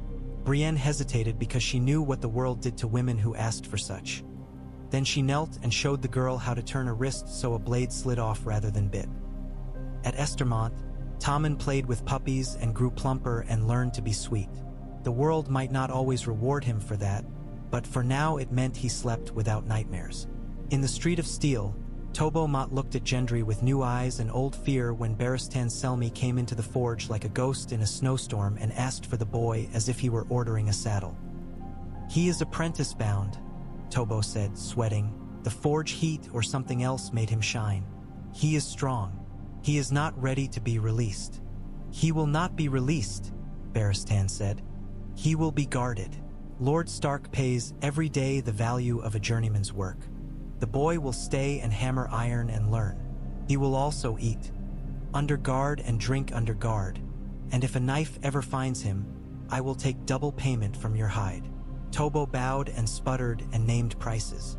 Gendry turned the steel and pretended not to hear. When Barristan looked at him, the boy did not look away. He had blue eyes as dark as bruises. "What's your name?" Barristan asked, though he knew. "Gendry," the boy said. "You'll keep at your craft," Barristan said. "Nothing else changes. If anyone asks you who your father was, you say a dead man." "That isn't a lie," Gendry said. And Barristan heard the iron in the boy's voice and wondered if some seeds were simply seeds, no matter the soil. Letters went out from King's Landing, to Rosby and Stokeworth and Hayford and Duskendale, to the lords of the Crownlands who watched the wind like cats watch curtains. Eddard called them to fealty not with threats but with a ledger. Grain fairly priced, taxes levied at a rate a man could bear, harbor fees that would not drown small ships. Men love coin when it is their own and not another's. They came in ones and twos and swore. Some swore with relish because they had hated the Lannisters all along. Some swore with a care that said they would swear again to someone else if someone else's boot was nearer. Eddard took each oath as if it were a brick in a wall. Bricks fall. Enough of them together stand. Renly Baratheon set a crown of summer leaves upon his own head in Highgarden and made a speech that drew tears and promises. He sat in a chair carved with roses and smiled a lot. Loras Tyrell sat beside him like a sword made into a sonnet, and Mace Tyrell smiled the wide, satisfied smile of a man who has married his treasury to the throne, if only one can hold on to both. The reach rose like a field at harvest. "You are a better king than your brother," a lord said to Renly, and the younger Baratheon basked for a moment and then remembered to look stern. "People love you." "They will love me when I cut bread from the air for them," Renly said privately to Loras that night, drunk on praise the way men are at first. "After that, they will love me when I save their children from lions. After that, they will love me when I keep them from hard men with laws and ugly wives." "They will love you because I love you," Loras said with the arrogance only the young and adored can wield without thinking. And Renly kissed him for it and believed him for an hour. In the Riverlands, the mountain struck and vanished and struck again, like a storm that had learned to walk. Beric Dondarrion pursued him through ruined fields and along roads that were not roads anymore, and died a second time at a mill near a ford where a girl had once fed geese. Thuras put fire on his sword and on his tongue and prayed until the night coughed Beric back, astonished and shamed by its failure. "If I am a lightning lord," Beric said, "then I will strike where men do not expect me." He looked older than he had a month before, and there was something in his smile that made merry girls weep when they saw it. Catelyn Tully rode to the twins again to shore up a bridge in men's minds that was still rickety. Old Walder picked his teeth and smirked and asked after Lord Eddard in a tone that presumed they would receive bad news soon and be glad of his polite interest. "He killed the little rat," Walder mused. "I half liked that one, though he'd have sold you for a copper. I miss him the way I miss a splinter. You miss it when you finally pull it and tell yourself you'll be more careful next time, and then you sit on another bench." Catelyn smiled with exactly as much curve as was required. "We are careful," she said. "We count our benches before we sit." Back in King's Landing, Sansa came upon the Hound in the Godswood where the southern trees stood with the stubbornness of old friends in a hostile room. He sat with his back to a trunk and his sword across his knees, as if the tree were the only thing in the city that did not ask him for something. "Why do you keep your sword where prayer is meant to be?" Sansa asked before she thought how bold it was. "Because a sword is the only thing that ever answered me," he said, and did not even look ashamed of it. He turned his head and studied her. "You look more like your father when you don't talk." "I look like my mother," she said automatically, as if that had been hammered into her, and then bit her lip. The Hound's mouth twisted.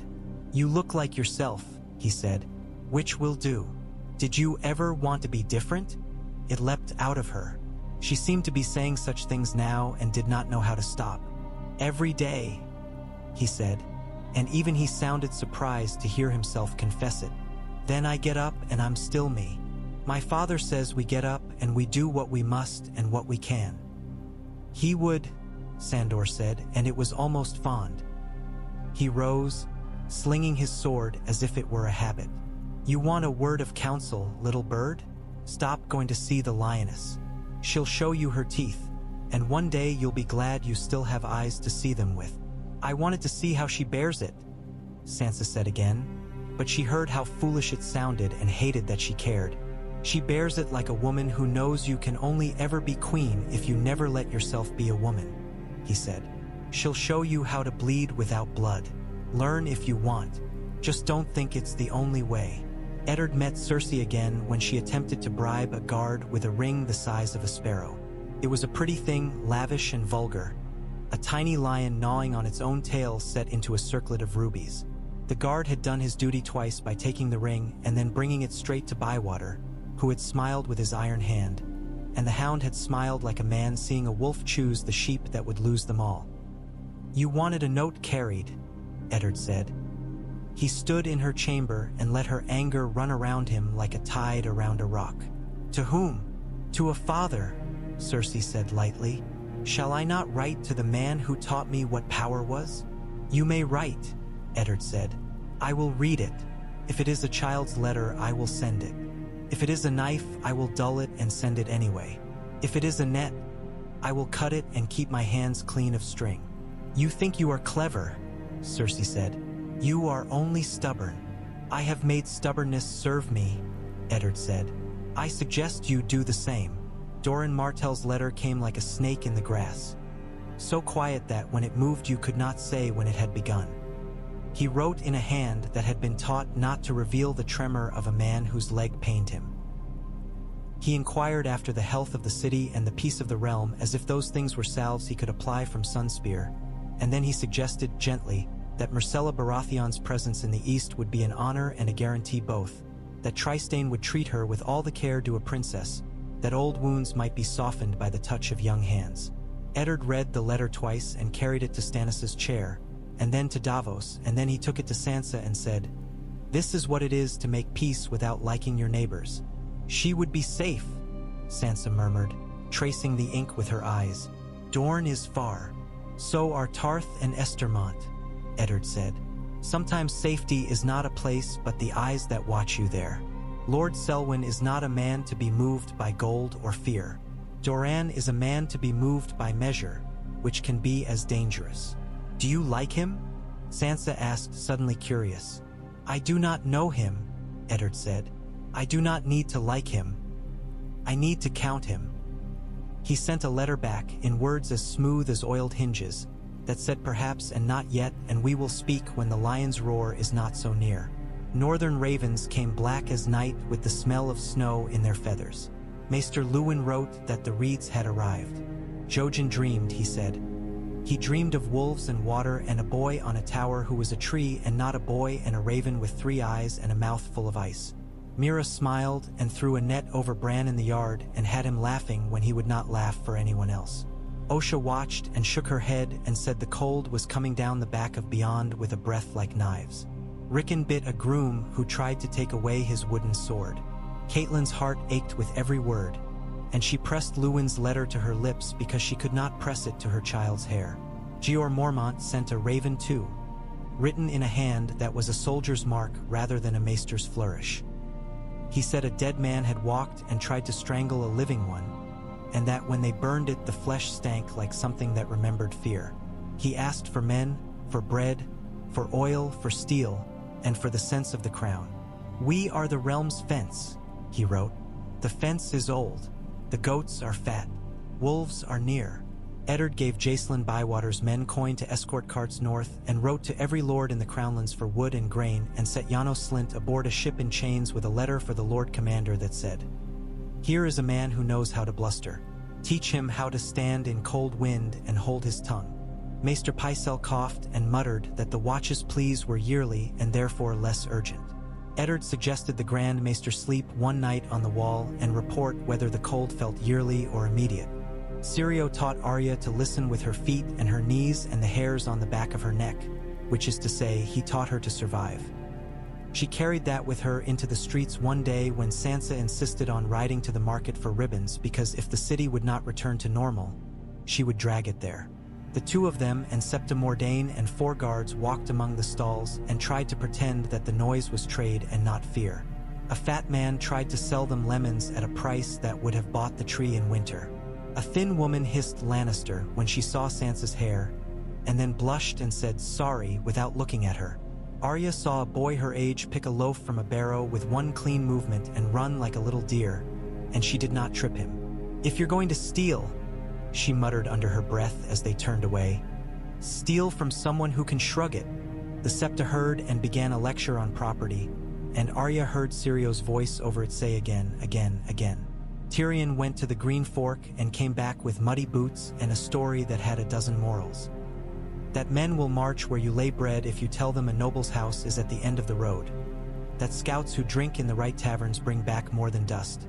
That Edmure Tully had more pride than sense, and that pride could be used like any other tool. He suggested to his father that they bait the Tully with the ford and beat him behind it. Tywin stared at him with no expression at all, which meant he was pleased. They met Stannis' vanguard near the ruins of an old sept that had once smelted piety into ritual and now smelted men's blood into mud. Stannis' men fought like men who had nothing to boast about and nothing to be ashamed of, hard, economical, relentless. Tywin used stone and river and the mouths of men like one uses a hammer. Neither one. They tore pieces from each other and stepped back and counted. The worst kind of battle. The word went out that the lion had not roared, that the stag had not knelt, that the river ran red and would run again. Tyrion sat by a fire that night and watched sparks rise into a sky that did not care and thought of Shay, and then scolded himself for sentiment. Renly rose. He came north with banners and music like a wedding, and the war began to look like a feast to men who do not think of dishwater and broken plates. Mace Tyrell rode at his shoulder and grinned at the future as if he had been the one to plan it. They parleyed at Bitterbridge with men's eyes on them like crows peering down to see which would fall first. Eddard was not there. He sent Davos. He sent a letter. Stannis went and brought his shame wrapped in iron. "You are not king because men cheer for you," Stannis said to Renly in the long green tent where they met, with roses peering in under the flaps. "You are king because the law says you are." "I am king because I am loved," Renly said, languid as a cat. "And because I will be a better king than you. You are a ledger. I am a feast." "A feast leaves bones," Stannis said. "And wolves eat well after feasts." Loras's hand went to his sword, as always. Davos stepped between them as if he stood in a gale and knew enough about wind to keep his feet. "Your graces," he said. "One of you can be loved and one of you can be right, and the realm needs both. Choose how you place them, not which you cut away." They did not listen. Parleys are where men hear themselves most loudly. They parted with their courtesies sheathed and their contempt bare. Eddard read Davos's report and looked at the city and saw riot waiting like rot under paint. He brought in grain from the river in barges escorted by Bywater's men. He paid triple for onions because onions are better than gold when soup runs thin. He sent the king's almoner into the streets with bread 2 days a week and made the watch stand over the baskets until women had taken loaves for their children rather than men for their dealers. He listened to a fishwife curse the name of every lord from Aegon down and took it like rain. When Varys said, "You are not making them love you," Eddard answered, "I am making them eat. Love can come after." "Or not at all," Varys murmured. He folded a piece of paper once, twice, placed it in the sleeve of his robe. "Did you know," he said in a tone like gossip over tea, "that House Arryn has sent no horses at all? That Lisa never opened the gate for her own shadow when it came to call? She writes that the roads are perilous. She locks her doors when she hears her son cough." "I know," Eddard said, and felt the ache where a friend's absence sits like a stone in a boot, hurting each step without ever being enough to make you stop. "I will count the Vale where it is. It is a mountain that refuses to be measured." Theon Greyjoy came to Pike and found it like the memory of a room that had grown meaner in the remembering. Salt lay on stone like old tears. The sea battered rock as it always had and always would. Asha met him in the courtyard and laughed at his fine cloak and tugged it like a brother might tug a ribbon in a sister's hair. "You look like a tulip," she said. "Did the wolves make you braid your hair too?" Balon Greyjoy sat his chair of old wood and old nails and looked at his son as if the boy had been absent a day and come back with another man's face on. "Robb Stark sent you," he said. "He sent you because he thinks blood is something a man can forget if you pack enough bread around it." "He sent me because he trusts me," Theon said with a defiance that was not as strong as he wanted it to be. "Then he is a boy," Balon said, and his mouth set in a line that might have been Stannis's if it had been birthed at sea. "I will not be the North's oarsman. I will be my own storm. The Kraken does not swim for a wolf." Asha poured ale without asking. "The North is busy with its trout and its lions. We could take Deepwood Motte and the Stony Shore and Torrens Square before they look up from the feast. We could take their small places and keep them and laugh when they beg for them back." Theon tried to think of Robb's face when he laughed and found he could not shape it clearly through the salt in the air. He tried to think of Eddard's hand on his head, the weight of it like a promise, and found that the memory made his throat hurt more than he liked. "Or," he said quiet, "we could be men among men and not ghosts. We could have a place at the table." Balon laughed then, a laugh like rope fraying. "The table is wood from someone else's forest," he said. "We will eat where we choose." He pushed a chart across the table, and Theon saw red marks bloom like sores on the western coast of the north. "Do you choose, little brother?" Asha said later, walking him along a parapet where gulls screamed as if they were starving. "Or do you drift? The sea will take you either way." "I'd rather choose where I drown." "I'm not drowning," Theon said. "No," Asha said, "not yet." He dreamed that night of Winterfell's courtyard, of snow and the sound of a boy's laughter he could not quite place as one laugh or another. He woke to the smell of salt and the sense of a choice being made whether he named it or not. Robb turned that same night in a bed that was not his and dreamed of a banner heavy with frost and of a hand with rings on it reaching for a boy and missing by an inch. He woke with Grey Wind's nose pushed against his throat, the wolf whining low, and lay with his hand tangled in a ruff of fur that smelled like pine. Stannis pressed Tywin against the river and could not make him cross. Tywin sent raiders to worry Stannis's lines and to light barns and to whisper that Renly had taken Tumbleton and would be at King's Landing by feast day. Some whispers were lies. Some were true enough to shape greed. Davos returned to the city for a week with 4 ships of onions and 2 of men whose hands had held oars more often than plow handles. He sat with Eddard at a table with bread and cheese and fish and said, "If Renly comes with his roses, will the city open to him because he smells sweet?" "Bywater will not," Eddard said. "Barristan will not. The Hound will not. The small folk will open to whoever keeps bread moving to their mouths. The Tyrells are rich. They can make bread out of air for a while. But I can sell honesty cheaper because it costs less in the end. If you live long enough to make the market," Davos said with dry affection. Melisandre went to the Great September when no one was watching and stood by the statue of the mother and touched the stone very gently and whispered in a tongue the candles made nervous. The air felt thicker after she left, as if the room had decided to keep breath for itself. Septons muttered. The High Septon sent a letter to Stannis written in a hand that jiggled with indignation, and Stannis burned it with a candle and did not look at Melisandre at all. Varys sat in his room and let a little bird climb into his lap and whisper of a sell's word in Pentos who had grown wealthy guarding a wine merchant who had grown wealthy selling casks to Illyrio Mopatis, who had grown wealthy selling whispers to kings. He stroked the little bird's hair and cooed and thought of a boy with black hair and a girl with hair like bronze and of a man with no face standing in a river of stories. Gendry hammered a strip of steel flat and then curved it a fraction of an inch and held it up to the light like a sliver of moon. "Good," Tobo said grudgingly. "Not bad. Better than many." The boy grunted and set it back and hammered again. A man came into the shop and watched him with a face that looked like a pile of rocks. "You've got the look of a soldier," the man said. "You don't need to make a sword to carry one." "I need to eat," Gendry said. The man laughed and left a copper on the floor when he went out. Gendry did not bend for it. When Barristan came again, he said, "Why do you care about me?" Barristan did not lie. "Because your life is a piece on the board," he said. And because young men should have time to choose what they are. You will be what you are when you have hammered it long enough. Sansa received a letter from Highgarden sealed with a golden rose that made her breath catch because it was beautiful in a way that made her want to be beautiful for it. Willis Tyrell wrote in a hand that was clean and elegant and spoke of hounds and herbs and the way the damp sits in his bad leg when rain is coming. He did not tell her she was lovely or beg for her favor. He asked, with interest that felt like sunlight, what colors the river wears in King's Landing at evening. Septa Mordane read it and allowed herself a small smile. He has been taught, she said, which to Sansa sounded like praise and warning both. Eddard weighed a Tyrell match like he weighed anything.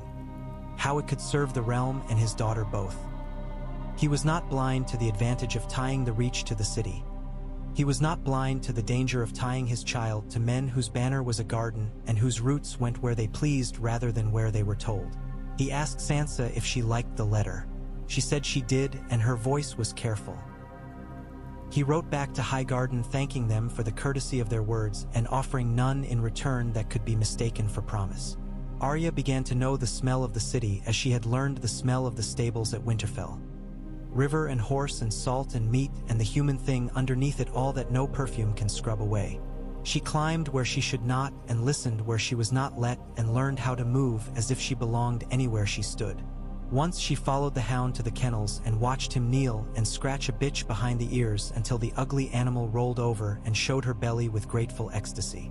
"Don't tell," Sandor said without looking up. "Men think I only like cutting things." "I do too," Arya said.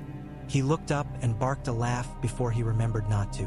Cersei sat alone sometimes and talked to a man who was not there. She told him she would burn the city to a black rink and ice skate on it in gold shoes.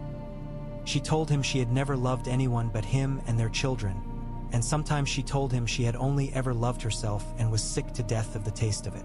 She held her goblet like a weapon.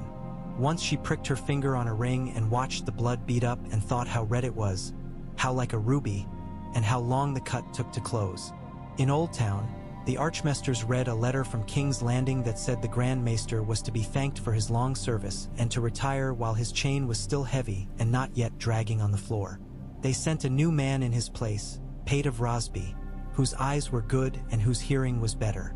Pycelle took to his bed and complained about drafts. Varys brought him broth with his own hands and a look of compassion that could have been carved from wood. Renly came to the city's gates with the Tyrell banners bright behind him and music ahead and bread in wagons. Eddard stood on the walls and looked down without flinching. Jacelyn Bywater stood beside him with 6 men in good boots. "If he throws bread," Bywater said, "we will take it and give it out. If he throws roses, we will sweep them up and make them into soup. Do not let the men pluck them for their wives," Eddard said. "Thorns and fingers cause more fights than hunger." Renly sent a herald with a proclamation gilded like pastry. He called on the city to yield to him and to joy, to throw open its gates to love. The small folk gathered to hear and sighed as if someone had promised them a summer that would never end. Eddard went down and stood before the gates with Barristan at his side and Davos a pace behind and said, "We do not yield the law, we keep it. If you wish to enter, come without your music, without your trumpets, with 12 men and no more, and we will speak. If you wish to lay bread at the gates, lay it. We will give it out without stealing a crumb. If you wish to dance, do it in your camp. We have no music." Renly came because he could not resist a stage and because he could not admit that a wall had said no to him. He stood in the gatehouse under banners that did not flutter because there was no wind there. He was splendid and charming and a little tired from having to be both so often. "Ned," he said, and the old familiarity made Eddard feel suddenly the ache of a hunt in the rain, of laughter over a spit, of Robert's hand on his shoulder like an anchor and a burden. "Send the grim one away," Renly said lightly, nodding at Barristan. "He makes me feel I wear gaudy things, and that smuggler looks at me as if I am an odd fish." "They are my counsel," Eddard said. "Speak your piece." Renly did. He spoke well. He spoke of love and ease and gentleness and the children. He did not call them Lannister, and of the realm's need for a king who made men wish to smile. He spoke of Stannis as he would speak of a slow disease, regrettably incurable if not removed. He offered places to all. He offered Sansa a queen's train and Arya a page boy's sword as a jest he thought would make her laugh. She did not. When he was done, Eddard said, "This city will not open its gates to a man who calls himself king when he is not. If you want to stop men bleeding, sit your host in the rose garden and wait. If you wish to make the city love you, send your bread without banners and your healers without heralds. If you wish to be king, you will have to be right, not only kind." Renly's mouth tightened because he did not like being told he must be both loved and correct. "You speak as if the law were a woman you desire," he said. "You speak as if she ever warmed your bed." "She keeps me from dying in mine," Eddard said. "Sometimes that is enough." Renly laughed and did not mean it. He left with his music, and the city went to its work again, because men can only watch princes argue for so long before their bread goes stale. Night at the wall cracked like old bone. Jeor Mormont stood on the walkway and let the wind peel at his face. Jon Snow stood beside him and kept his teeth from chattering by clenching them. "Your father sits the city," Mormont said, not unkindly. "Be proud of him, boy. There are not many men who could do it and still sleep." "He will not sleep well," Jon said. "No," Mormont said. "Neither will you if you live to be his age. That is how we measure our days. By how poorly we sleep when we start doing things that matter." Ghosts slipped in and out of the dark like a thought. Samwell Tarly wheezed and wrote letters and tried not to trip over his own feet. The ravens muttered in their tower. Somewhere, something moved in the forest and every hair on Jon's arms rose without asking permission. He thought of Arya's wild eyes and Sansa's careful hands and his father's mouth when it set like that and wondered if the world had only two sorts of men in it in the end. Those who thought themselves clever enough to make new rules and those who were content to keep the old ones polished. Maybe, he thought, there was a third sort, those who knew when to choose between them. In the Vale, Lisa had the moon door open one afternoon to let a breeze in, and then had it closed because the world looked too much like falling through it. She held her son and told him a story about a bird that flew so high it forgot to land and died in the air and fell like a stone. A moral she did not see as dark as it was. She sent a letter to King's Landing finally, to Eddard Stark, full of words that tried to be polite and were only sour. She offered no knights. She offered advice that boiled down to, lock your doors and wait for others to bleed. Eddard read it and set it aside and did not spare anger for it because he had none to spare. Jaime Lannister sat in a tent with his hands bound and flirted with every woman who came near him because it made him feel like himself.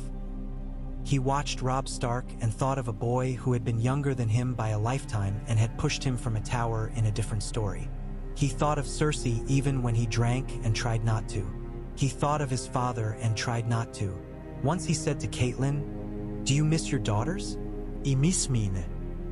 He meant something else and they both knew it. "You could be better than you are," Catelyn said, not without pity. "I could," he said, "but then I'd be someone else." She sent bread with honey to him after that. It was not forgiveness. It was not much of anything. It was something. Tywin Lannister finally slipped Stannis' hand near the river by feigning a retreat, drawing him to ground where the mummers had seated caltrops and men with quick feet, and then hit his flank with men who knew the river better than Stannis knew maps. Stannis bit off a piece of his army and kept the rest. He pulled back with a face that looked like it had been carved out of harder stone than human bone. Davos counted boats and men and pursed his lips. "He bleeds us the way the tide bleeds ashore," he said. "Slow. Sure." "He bleeds too," Stannis said. "Yes," Davos agreed. But his father taught him to like the taste. Varys came to Eddard with a face that had real worry on it one evening.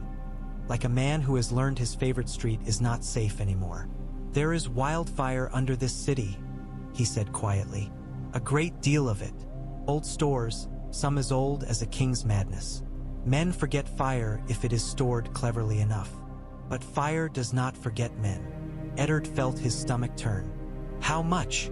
"Enough that if a spark seeks it, the city will not be a city," Varys said. It will be a story told of how people once lived where there is now a glass bay.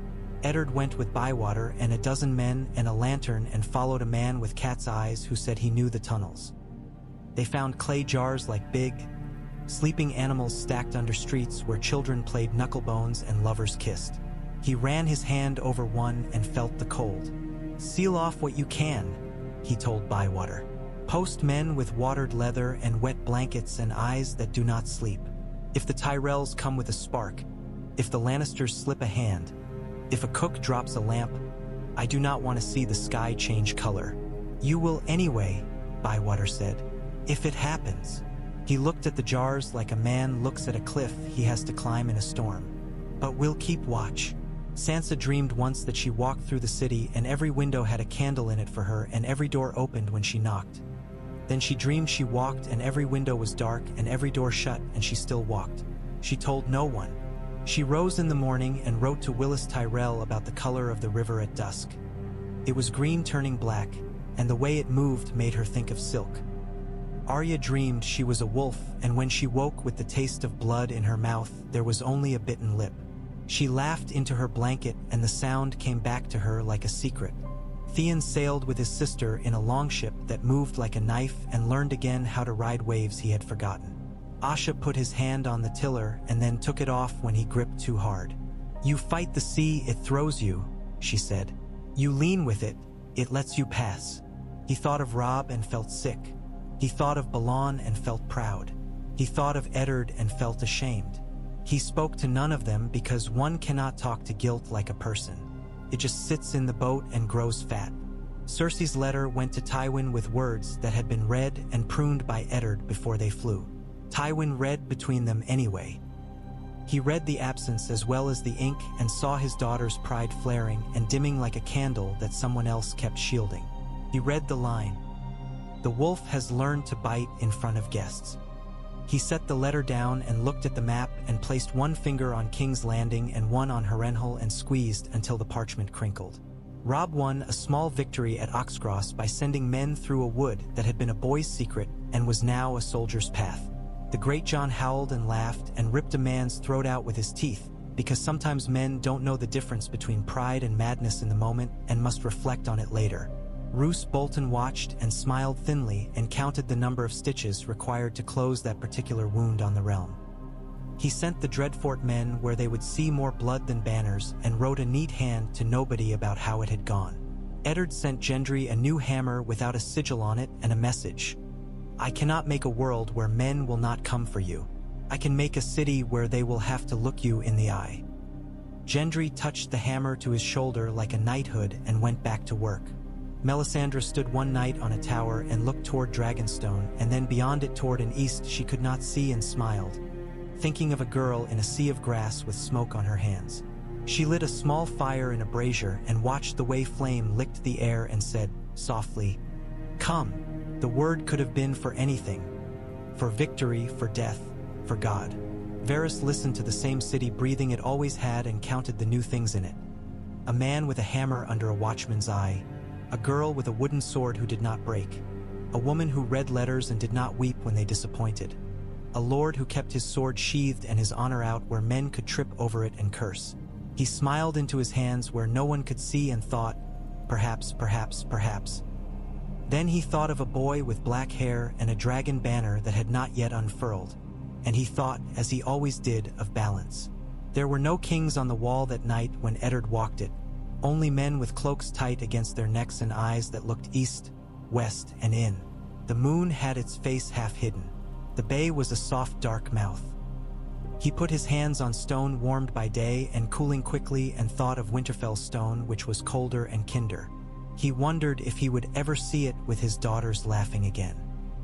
He wondered if he would stand by a weirwood and let the red run down his palm and feel that old childish comfort that someone bigger watched him. He wondered and did not despair because that is what men do in the space between battles if they wish to be the sort of men other men can stand near. In the morning, a carpenter came to court complaining that a gold cloak had taken 2 boards from his cart to feed a fire under a kettle. Eddard had the man brought and made him replace them and carry the carpenter's tools to the worksite and then stand while the carpenter told him about wood grain. "You don't split oak like pine," the carpenter said, and the gold cloak nodded as if he were learning his letters. "If I come to your house in winter," the carpenter added when he had finished, "you will have boards that don't squeal when you step on them." "Then he will not wake his children," Eddard said, "which is what the law is for in the end." He looked out over the heads in the hall and saw a dozen pairs of eyes watching him with interest rather than hunger, and thought, this is how a city keeps itself. The war went on. It does. The pieces move until a hand stops them. Sometimes the hand is a sword, sometimes a hammer, sometimes a letter that says not yet, sometimes a head falling on a floor with a sound that echoes in rooms none of the men in that room will ever enter. Mendi. Boys become men because no one asks them whether they want to. And still, there were mornings when the wind came up from the bay with the smell of clean water, and the girls on the wall laughed at something the gulls did that looked like a dance, and the hand of the king stood in sunlight and let it warm his face and thought of boreal winds and a woman with auburn hair and a boy with a wolf who had decided not to be a king in a land that wanted to make him one. He stood and thought, we will be, and then he went down and did what men must again.